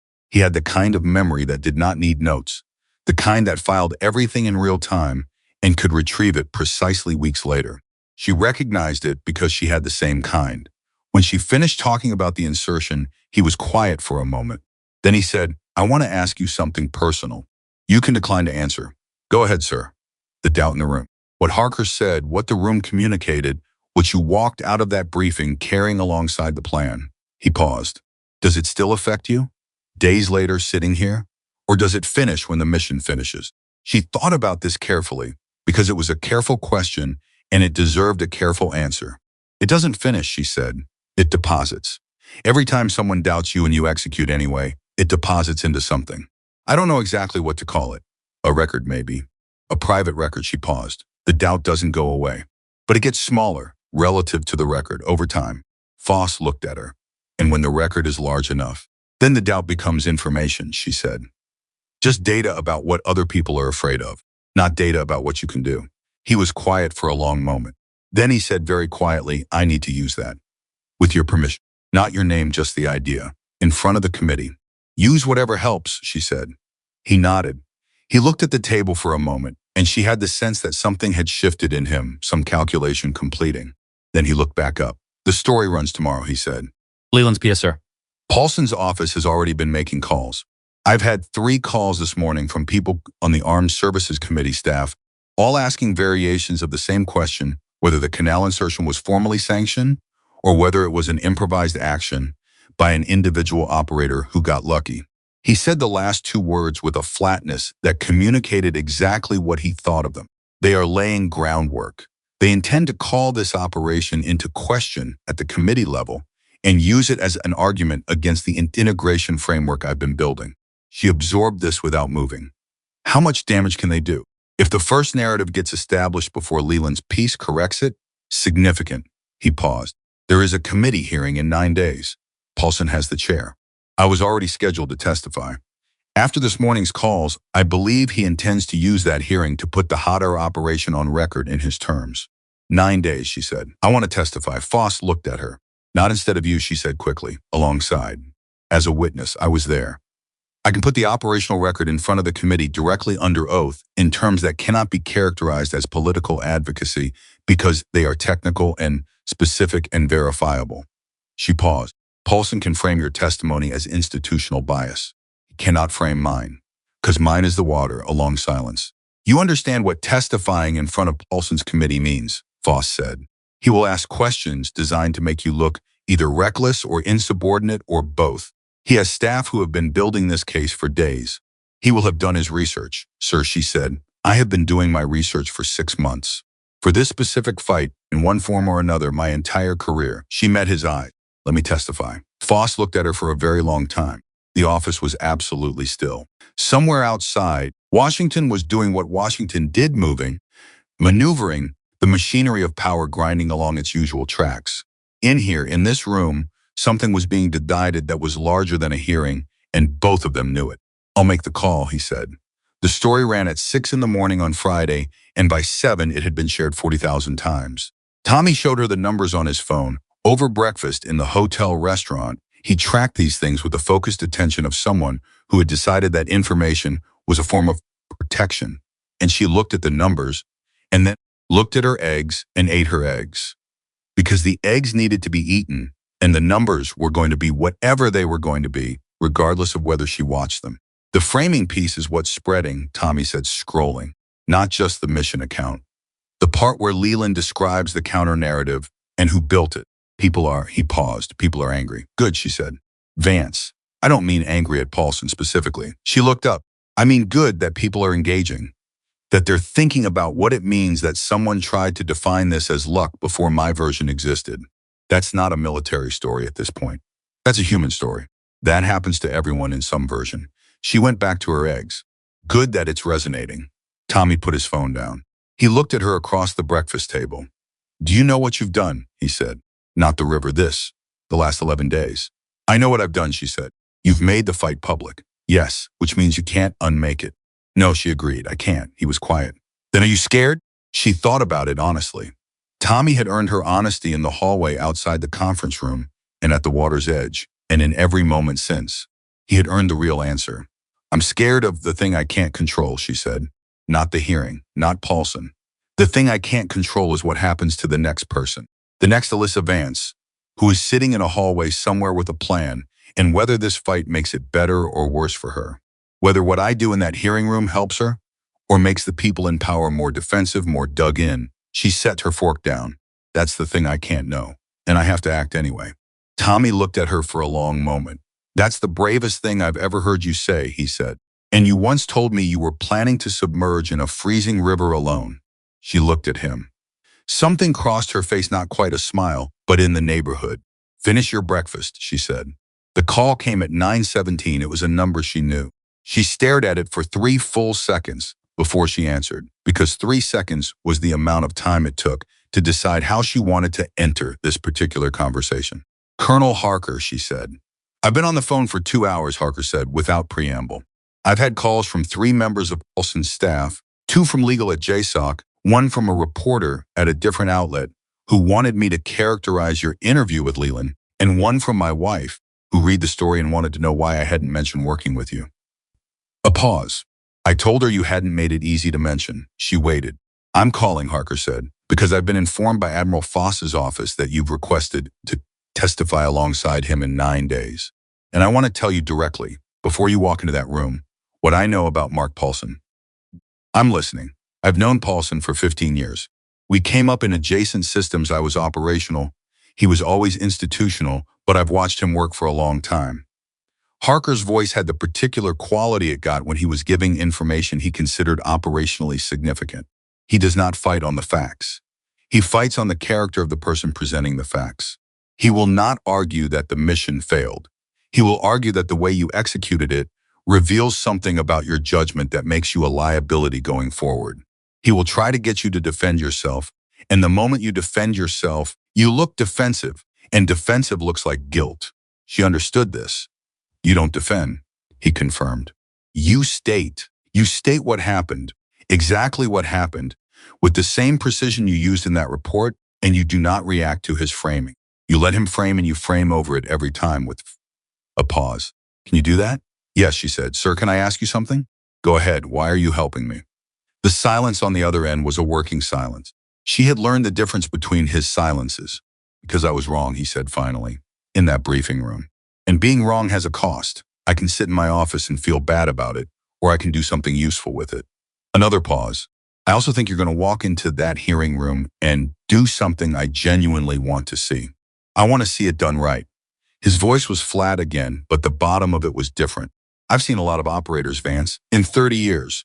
I've seen brave and I've seen skilled, and occasionally I've seen both. What I saw in your report, the 6 months, the preparation for a scenario that didn't exist yet, that's something else. I don't have a word for it. Initiative, she said. More than initiative, he said. Vision. You saw something that wasn't there and you built toward it. A pause. Go do that in that hearing room. She held the phone for a moment after he hung up, held it in her hand, looking at it, thinking about a man who had doubted her in a briefing room and was now calling her from his personal phone on a Friday morning to give her the intelligence she needed to face what was people she thought were more complicated than their worst moments. She had always believed this. It was easier to believe when she had evidence. The 9 days between Washington and the hearing were not quiet days. The story kept moving. Leland's piece spawned responses, which spawned responses to the responses, which was how information moved now, in cascading waves that grew or diminished depending on what they hit. Some of what hit them was good. A veterans advocacy group shared the piece with a note about what it meant for women in special operations. 3 former SEAL operators men, which mattered in a way she acknowledged without dwelling on, gave on-record statements supporting the canal method as tactically sound. Dr. Renata Cruz, who had not been asked for comment and had given it anyway, told a journalist, "I've treated hypothermia from cold water immersion many times. The preservation of Sergeant Vance's fine motor function at 93 degrees core temperature was not luck. It was the result of deliberate, systematic preparation that she undertook alone and without recognition. Calling what she did lucky is like calling a concert pianist performance an accident. Some of what hit was less good. 2 opinion pieces ran in the week that framed the operation as irresponsible from a force protection standpoint. A retired general went on television and said that solo insertions set dangerous precedents regardless of outcome. Paulson's office released a statement describing the hearing as an opportunity to examine the operational standards governing special operations missions in the current integration environment, which was a sentence designed to sound neutral while meaning something specific. She read everything. She let Tommy read it first when he was going to read it anyway, and she asked him to give her the summary. He gave her accurate summaries, not softened ones, which she had been specific about. She needed the accurate version of what was out there, not the version designed to protect her feelings. The opinion pieces are going to be used as friendly questions in the hearing, she said one morning, reading the second one. Paulson's staff will phrase the questions in the language of those pieces. The force protection argument, the precedent argument. How do you beat those? Tommy asked. You don't beat them, she said. You agree with them? She looked up. Solo insertions are a force protection concern. Unproven methods carry risk. These are true statements. The question isn't whether they're true. The question is whether they apply to what I did, given the specific circumstances, the specific training, and the specific alternative, which was that 2 full SEAL teams had already failed and 31 people were running out of time. She paused. You don't win by denying the concern. You win by showing that the concern was weighed and the decision was made deliberately by competent people on verified information. Tommy stared at her. You've been preparing for this hearing the same way you prepared for the canal. Yes, she said simply. He shook his head. The 6 months thing you said the river was just execution, that the preparation was the mission. That's right. And this, he gestured at the papers, the laptop, the pages of handwritten notes she had been making every evening. This is the 6 months. This is the 6 months, she confirmed.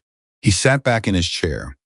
He looked at her the way he had looked at her on the helicopter when she was coming back from 93 degrees with something that was more than respect and was not quite something he had a word for. I told the equipment guys back at base, he said, about the training, the 6 months. They didn't believe me at first. She looked up. What did they say when they believed you? He almost smiled. One of them said, that's the most terrifying person I've ever heard of.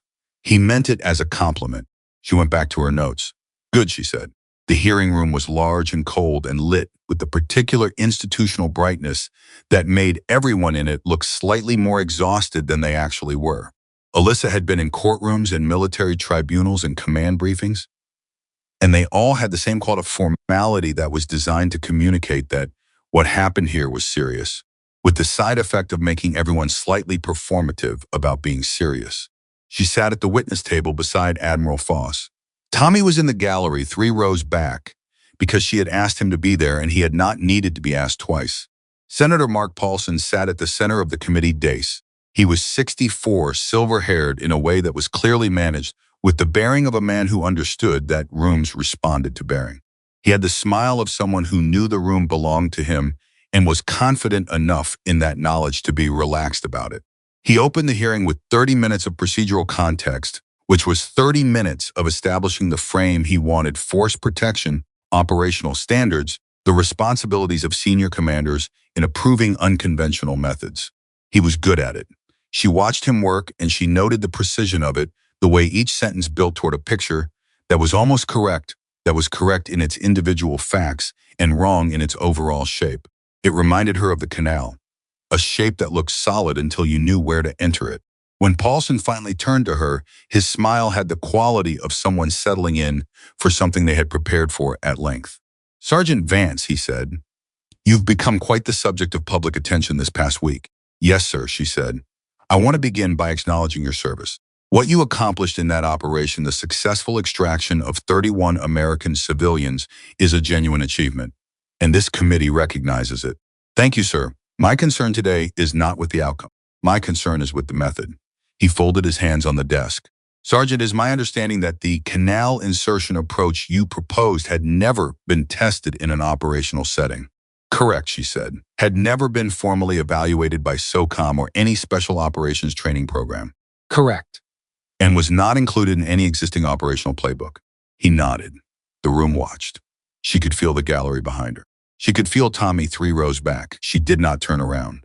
So you brought an untested, unevaluated method developed outside the institutional framework to a crisis situation involving 31 American lives, Paulson said, and asked senior commanders to authorize it.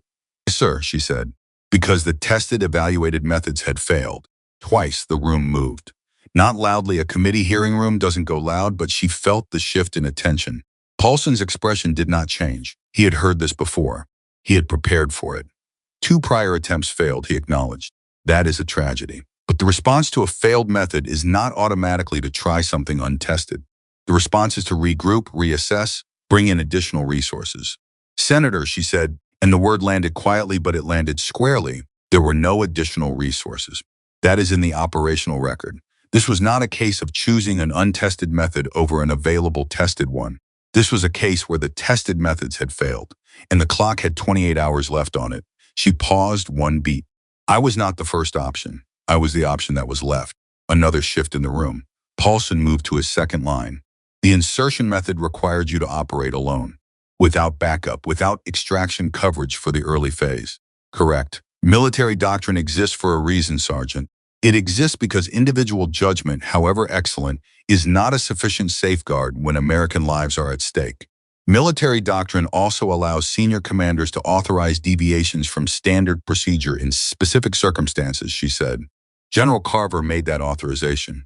Colonel Harker was present. The decision was not mine alone. My role was to propose the method, provide the technical rationale, and execute. She looked at Paulson steadily.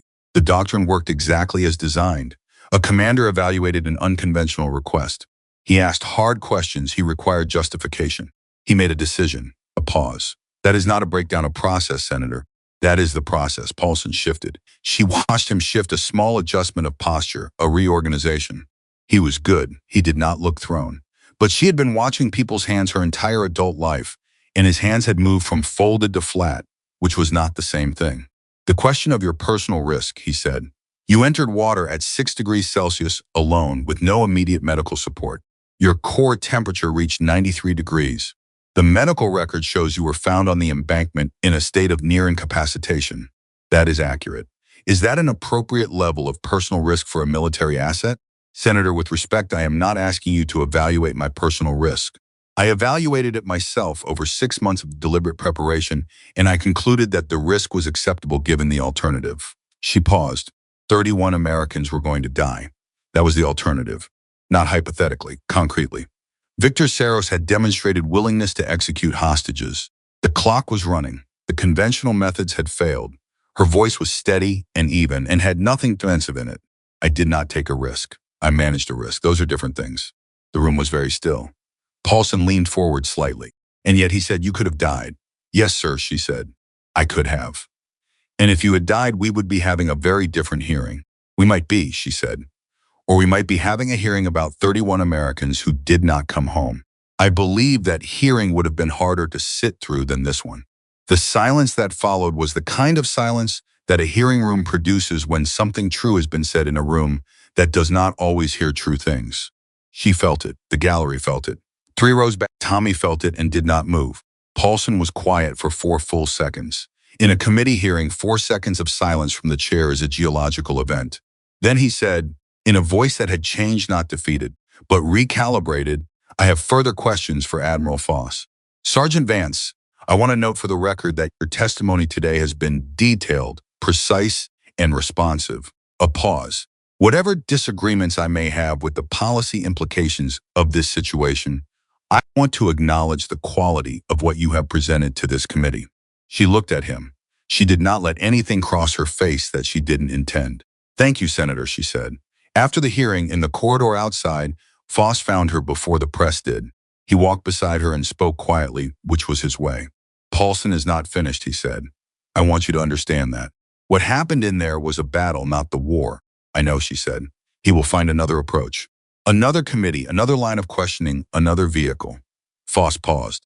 But you've done something today that's hard to undo. You've put the operational record in front of a public body under oath in your own words. That record now exists in a form that is very difficult to reframe. She nodded. I'm going to ask you something, Foss said. They had reached the end of the corridor. He stopped. She stopped. He looked at her directly. The report you wrote on the canal insertion method, the technical documentation, I want to expand that into a formal evaluation program. I want to take what you built over 6 months in your own time, with your own resources, and turn it into something that other operators can train against. With resources, with institutional backing. He paused. I want you to lead it. She looked at him. That would be a promotion, she said. It was not a question. Significant, he said. Out of the field. Operational development and training design. You would have authority over the program architecture. You would decide what the training looks like, who it applies to, how it's evaluated. Another pause. You built something in a vacuum. I'm offering you the resources to build it properly. She stood in that corridor with the noise of Washington outside and the weight of what had just happened in that hearing room behind her. And she thought about the canal. She thought about the 6 months. She thought about what Tommy had said at breakfast. The preparation was the mission. She thought about the next Alyssa Vance, sitting in a hallway somewhere. Will I still have access to operational input, she said. I don't want to be purely administrative. I need to stay connected to the actual work. Yes, Foss said without hesitation. That's not negotiable. A training program that isn't connected to operational reality is a training program that gets people killed. You will have field access. She looked at him for a moment longer. Give me 24 hours, she said. He nodded. 24 hours. She walked out of the corridor into the open air. Tommy was there. She had known he would be there.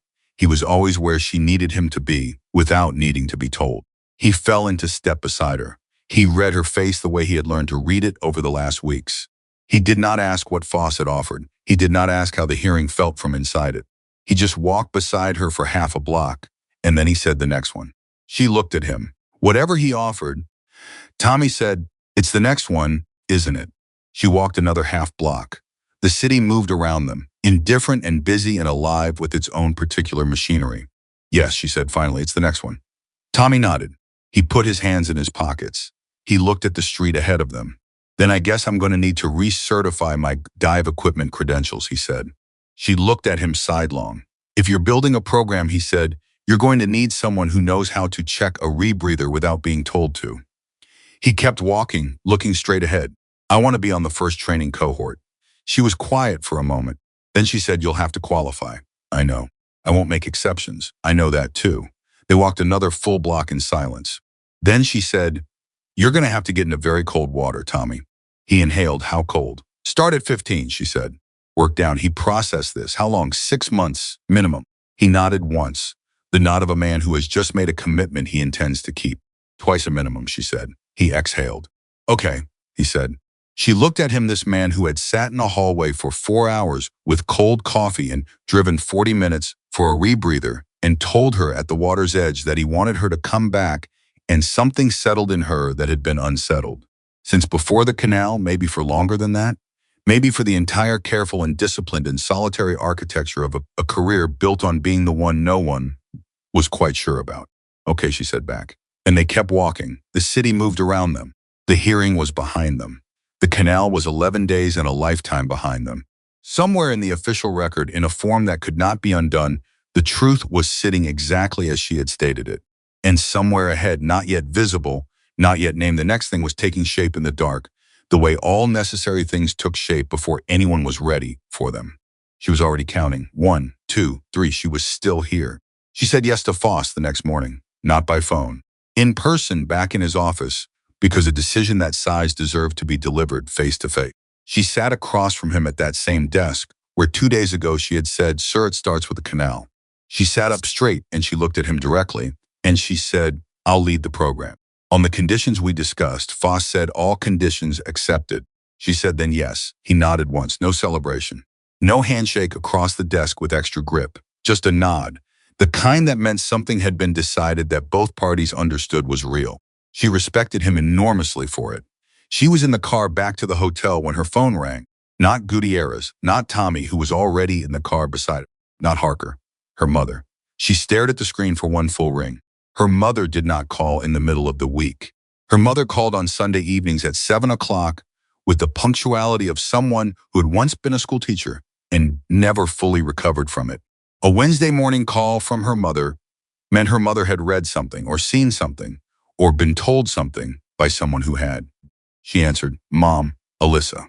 Her mother's voice was the voice of a woman who had spent 34 years being the parent of Alyssa Vance, which was a specific experience that had produced in her a specific kind of composure, not calm exactly, but the posture of someone who had learned to hold very large things without dropping them.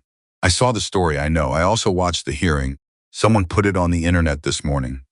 She closed her eyes for a moment. All of it, the part with the senator. When you said you did not take a risk, you managed a risk. A pause. I had to stop and sit down after that. Mom, I am not calling to worry at you, her mother said quickly. I know you hate that. I'm calling because I want to tell you something, and I want to tell you directly and not wait until Sunday. Another pause. Your father would have understood what you did. Not the military part, the preparation part, the 6 months, the ice baths. A longer pause during which the line was very quiet in the way that lines go quiet when someone is holding something they have been holding for a long time. He used to say, you probably don't remember this. You were small, he used to say, that courage wasn't about not being afraid. It was about being so prepared that fear didn't have room to park. She opened her eyes. The car was moving through Washington traffic, ordinary and unhurried, and Tommy was looking out the other window with the deliberate attention of a man giving her privacy in a space where privacy was geometrically impossible. I remember him saying that, she said. I thought you might. Another pause. I thought you might have been practicing it for 30 years. Her mother's voice at the end of that sentence did something it rarely did. It wavered, just slightly. Just enough. I wanted you to know I see that. She did not say anything for a moment. She looked at the back of the headrest in front of her, and she breathed once, the way something needed to be contained and moved through rather than avoided. Thanks, Mom, she said. It was 2 words. It was everything. Sunday at 7, her mother said, composure fully restored. I'll make the chili. She almost laughed. I'll be there. She hung up. She did not look at Tommy. She did not need to. The car moved through Washington, and she counted quietly, privately, in the back of her mind. 1, 2, 3, she was still here. The program took shape faster than she had expected, which told her that Foss had been building the infrastructure for a long time and had been waiting for the right person to occupy it. The resources were there. The institutional backing was there. The gap had always been human, someone with the technical knowledge, the operational credibility, and the specific experience of having done the thing that the program was designed to teach. She moved to the new post 6 weeks after the hearing. She packed her quarters in exactly 2 hours, which was the amount of time it took when you had never accumulated things, when every posting in your career had trained you toward mobility, toward carrying only what mattered. She stood in the empty room afterward and looked at the bare walls and felt the familiar weight of leaving a place, not regret exactly, but the acknowledgement that a chapter had closed. This was the room she had come back to from the canal. This was where she had written the report. This was where Leland had called at 11:17 in the evening with a voice that sounded like a warning. It had been a warning. She had used it. She picked up her bag and walked out. Tommy was already at the program facility when she arrived, which meant he had reported 3 days early and spent those days learning the equipment layout, the staff structure, the training calendar, building the map of a new place the way he built everything, systematically and without being asked. She found him in the equipment room, running inventory checks on cold water gear with the methodical care that was simply who he was. He looked up when she came in. You're early, he said. You're 3 days early, she said. He shrugged. I wanted to know the place before it got complicated. She looked around the equipment room. It was well-stocked. Foss had delivered on every material commitment. Wetsuits, rebreathers, cold water training tanks, precision shooting equipment for the thermal stress range work, medical monitoring gear for the physiological tracking. It was the 6 months she had done alone, institutionalized. It was her private obsession turned into an official language. Is it what you expected? Tommy asked. She thought about it. It's more, she said, which makes it harder. He nodded, understanding exactly what she meant. When you build something alone in a vacuum, it belongs entirely to you. Its failures are yours. Its successes are yours. Its shape is entirely your shape. When you build something with resources and oversight and institutional visibility, it belongs to more people. And belonging to more people meant it could be questioned and adjusted and pushed in directions that were not always yours. That was the trade: more reach, less control. You'll manage it, Tommy said. I'll manage it, she agreed, not as reassurance, as a statement of operational intent. She set her bag down. She looked at the equipment. She looked at the training schedule on the wall, which she would revise in the morning because it was good, but not quite right, not yet. She looked at Tommy, who was already back to his inventory with the focused contentment of someone who was exactly where he was supposed to be. First cohort comes in Monday, she said. 12 operators, Tommy said. I pulled their files, Ann. All of them technically solid. 5 with cold water experience, he paused. None of them have done what you did. That's why they're here, she said. He put down the clipboard. He looked at her. Vance. When you train them, what's the most important thing? Not technically, mentally. What's the one thing that made the difference in that canal? She thought about it. She did not answer quickly, because it was a question that deserved the real answer and not the easy one. She thought about the count. She thought about the override. She thought about the 6 months and the tremor windows and the moment on the embankment when everything that she had built in private was the only thing between 31 people and whatever was going to happen next. The belief that the preparation was real, she said finally, not confidence. Confidence is fragile. It depends on how the room treats you. It depends on whether people believe in you. She paused. What I had in that water was something different. I knew the preparation was real because I had done it, not because anyone had certified it or approved it or told me it was enough. I had done it and I knew it.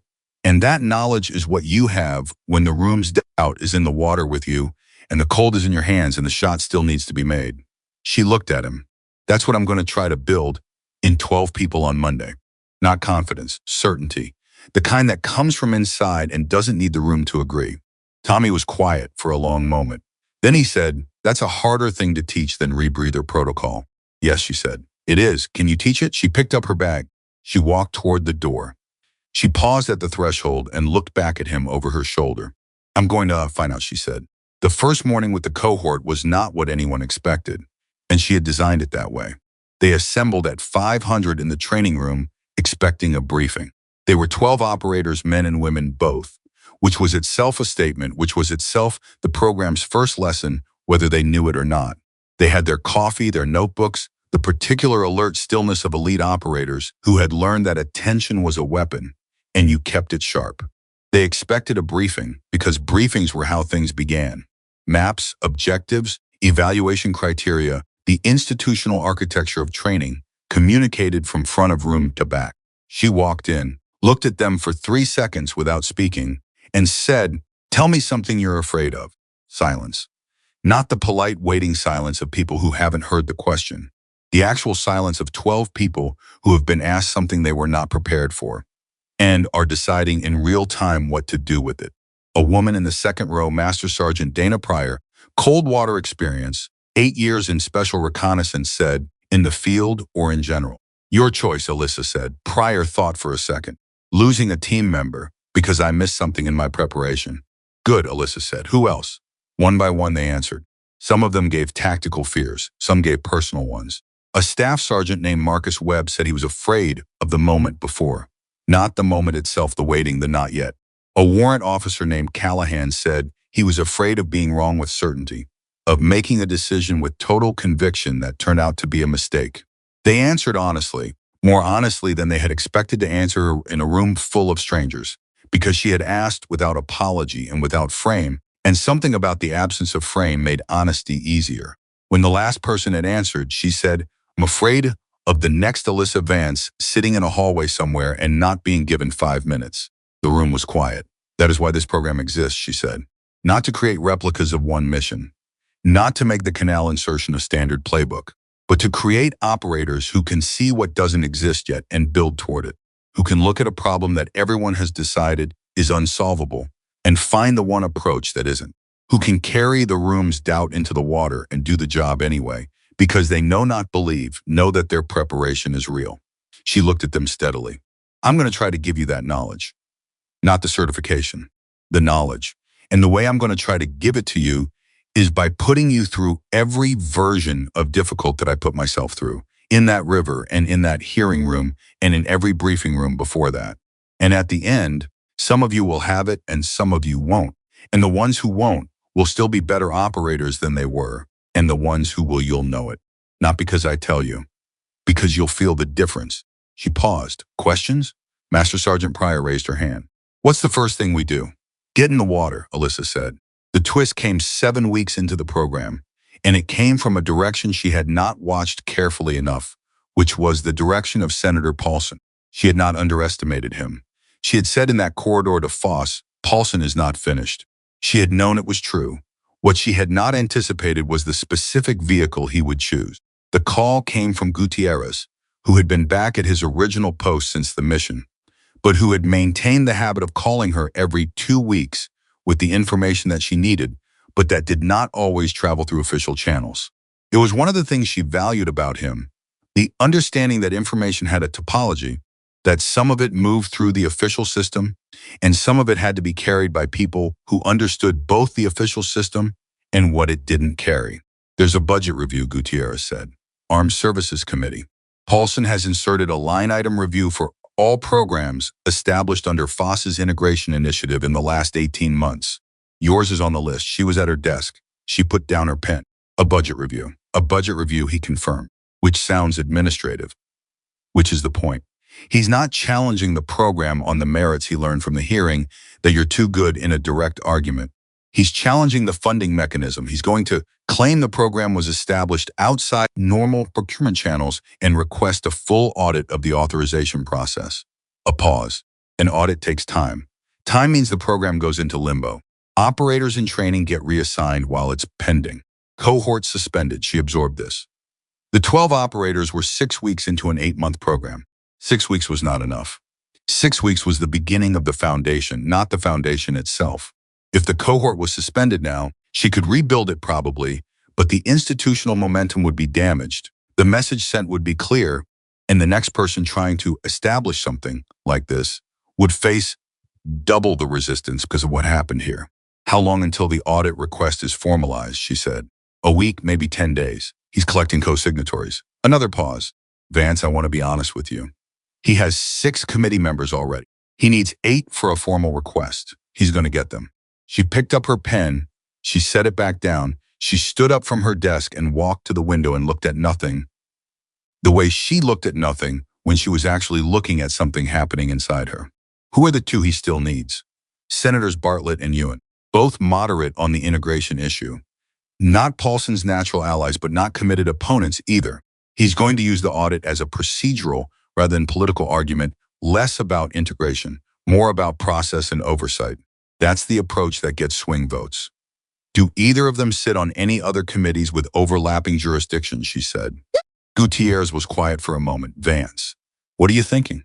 I'm thinking about what I told Admiral Foss 7 weeks ago about certainty that comes from inside and doesn't need the room to agree. She paused. I'm also thinking about the fact that I have spent my career waiting for permission to fight the fight that was in front of me, and I am not going to do that anymore. You can't lobby senators directly. You're military. I know what I'd be doing, she said. I'm not going to lobby senators. I'm going to ask the 31 people who came home to talk to them. The silence on the other end was a long one. The hostages, Gutierrez said slowly, they're civilians. They can speak to whoever they want about whatever they want. They have a direct and personal stake in the question of whether this kind of capability gets built and maintained. She paused. Specifically, I'm going to call Sarah Kwan. Another silence. Then Gutierrez said, with a quality in his voice that she had never heard from him, before something close to wonder, or the functional equivalent of it, in a man who had spent his career being careful about wonder, you've been planning this. I've been planning for this, she said.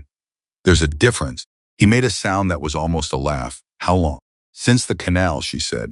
When Foss told me about the hearing, I understood that the hearing was not the end.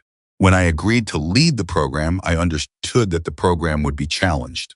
When the challenge came from Paulson, I understood it would come through process rather than merit. She paused. So yes, I've been planning for this, not this specific form, but this specific need. Gutierrez was quiet for a long moment. Vance, he said finally, I have been in this business for 22 years, and I have never once felt outmaneuvered by a staff sergeant. I'm a warrant officer now, she said. He stopped. 2 weeks ago. Foss pushed it through. A pause. Gutierrez, get me Sarah Kwan's contact information. I don't have it, she said. You always find what I need. He laughed. A real one.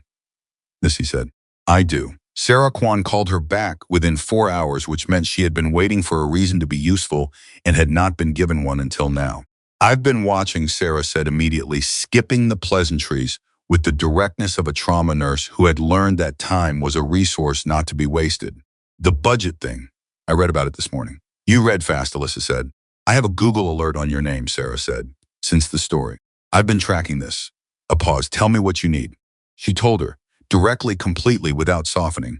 She told her about Bartlett and Ewan and the 8 co-signatories and the audit mechanism and what a suspended cohort would mean and what a dismantled program would mean for the next person who needed the capability to exist and found it had been procedurally erased.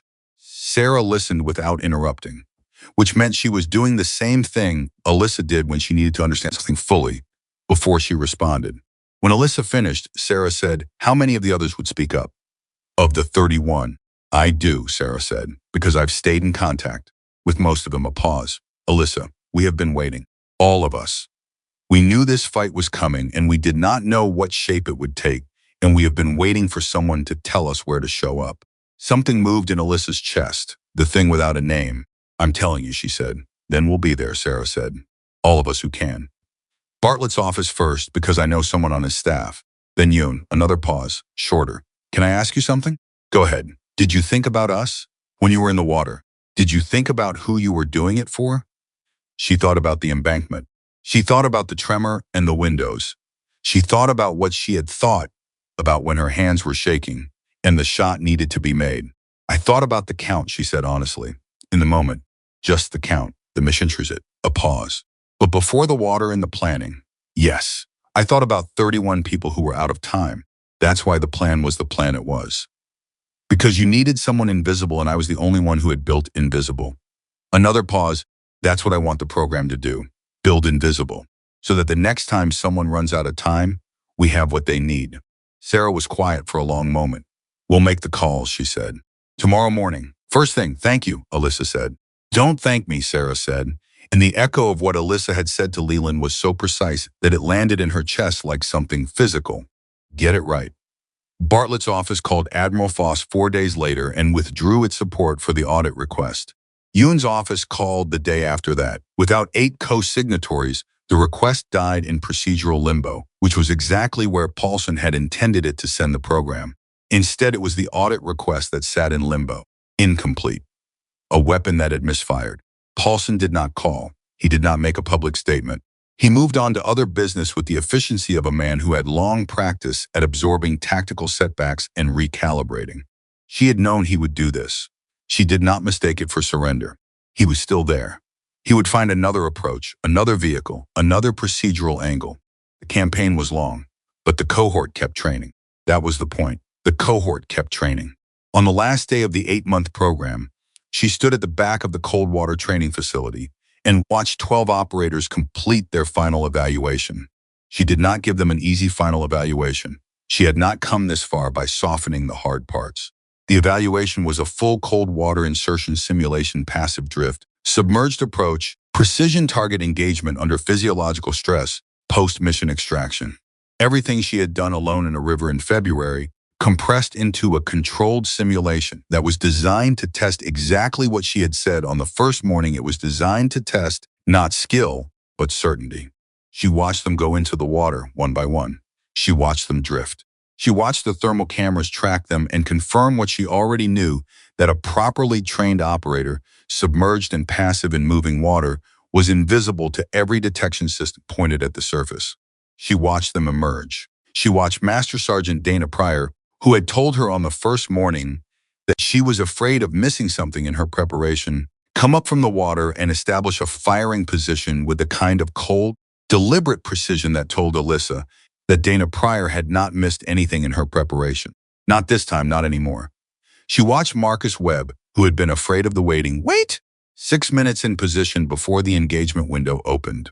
6 minutes without moving, without betraying position, without surrendering to the instinct that said move. He waited, and then when the window opened, he did not hesitate. She watched Callahan, who had been afraid of being wrong with certainty, make 3 decisions in 4 minutes, each one fast, each one committed, each one correct. She watched all 12 of them, and when the last one had completed the evaluation and come in from the water, she stood in front of them the way she had stood on the first morning, the same posture, the same directness. "You know what you just did," she said. Nobody argued with that. Nobody said anything at all. "You know it," she said again, "because you did it. Not because I'm telling you. Not because the evaluation sheet is going to say you did. Because you were in the water, and your hands were cold, and the shot needed to be made, and you made it." She paused. "That knowledge belongs to you now. Nobody can take it back. Nobody can audit it. Nobody can reframe it as luck or anomaly or the result of favorable conditions." Her voice was steady and even and completely without performance. "You built it, it's yours." The room was absolutely still. "One more thing," she said. "What I told you on the first morning.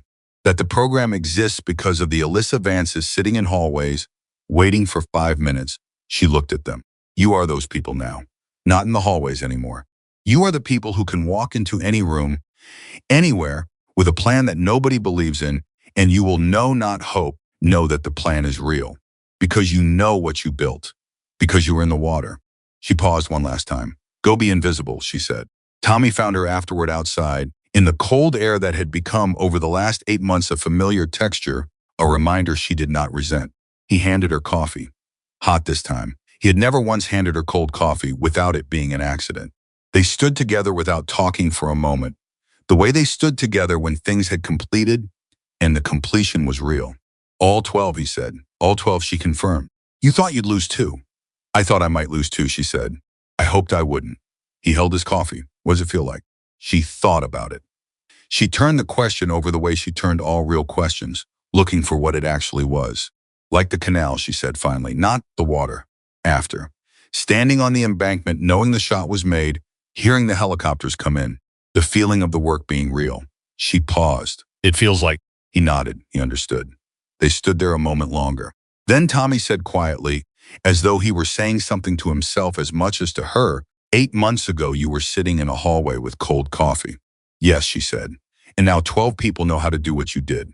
12 people who will go to their own postings and brief their own commanders and one day sit in their own hallways with their own plans." "Yes, and they'll do it," he said. It was not a question. "Some of them will," she said honestly. "The ones who remember what they know. The ones who don't let the room's doubt become their own." A pause.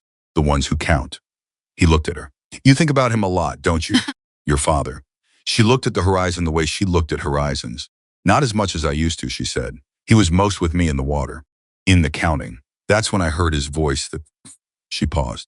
"Courage isn't about not being afraid. It's about being so prepared that fear doesn't have room to park." Tommy was quiet.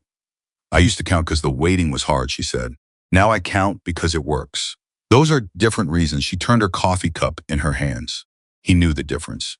He just never got to show me. So I had to find it myself. The cold air moved around them. Somewhere inside the facility, 12 operators were filing evaluation paperwork, peeling off wetsuits, already talking in the way that people talked after they had done something they knew was real. That sound, the particular alive sound of people who have come through something carried through the walls. She listened to it. "What's next?" Tommy said. She looked at him. He was asking, as he always asked, because he always meant it, because he had given her his word in that hallway on a metal folding chair, and he had never taken it back.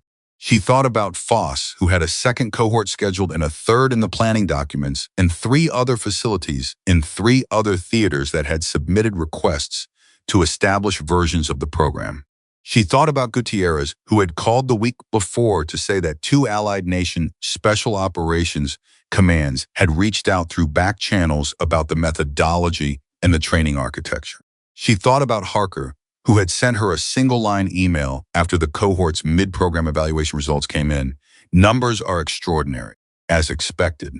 She thought about Sarah Kwan, who was now consulting for the program's civilian component, helping design the psychological resilience curriculum, bringing to it the particular knowledge of someone who had been on the other side of a situation this program was designed to prevent. She thought about 31 people who were home. She thought about 12 people who were now invisible. She thought about her father's house in rural Virginia and counting in the dark. The next cohort comes in Monday, she said. Tommy smiled, not the almost smile she gave him sometimes. Real one, full and unhurried. Same first question, he said. She looked at him. Tell me something you're afraid of, he said. She was quiet for a moment. She turned her coffee cup in her hands one final time. She looked at the horizon. Yes, she said. Same first question, because the fear was information. The fear was the beginning. The fear was where you found out who someone was before the water, before the cold, before the tremor in the hands and the shot that needed to be made. And what you did with the fear, not whether you felt it, but what you built in its presence, what you trained toward, what you prepared for in the dark and the cold and the silence of 6 months that nobody asked you to spend, that was the whole story. That had always been the whole story. Not the river, not the canal, not the shots that nobody heard, and the guards who screamed at the dark, the 6 months before. The certainty built alone, in private, for a scenario that didn't exist yet, because someone understood that the world had a way of producing exactly the scenario you had prepared for if you had the patience to be ready. Staff Warrant Officer Alyssa Vance stood in the cold air with her hot coffee and her complete and undefeated knowledge of what she had built, and she did not need the room to agree, and she did not need the validation, and she did not need anyone to tell her it was real. She knew it was real because she had been in the water, and she had come back, and she was still counting.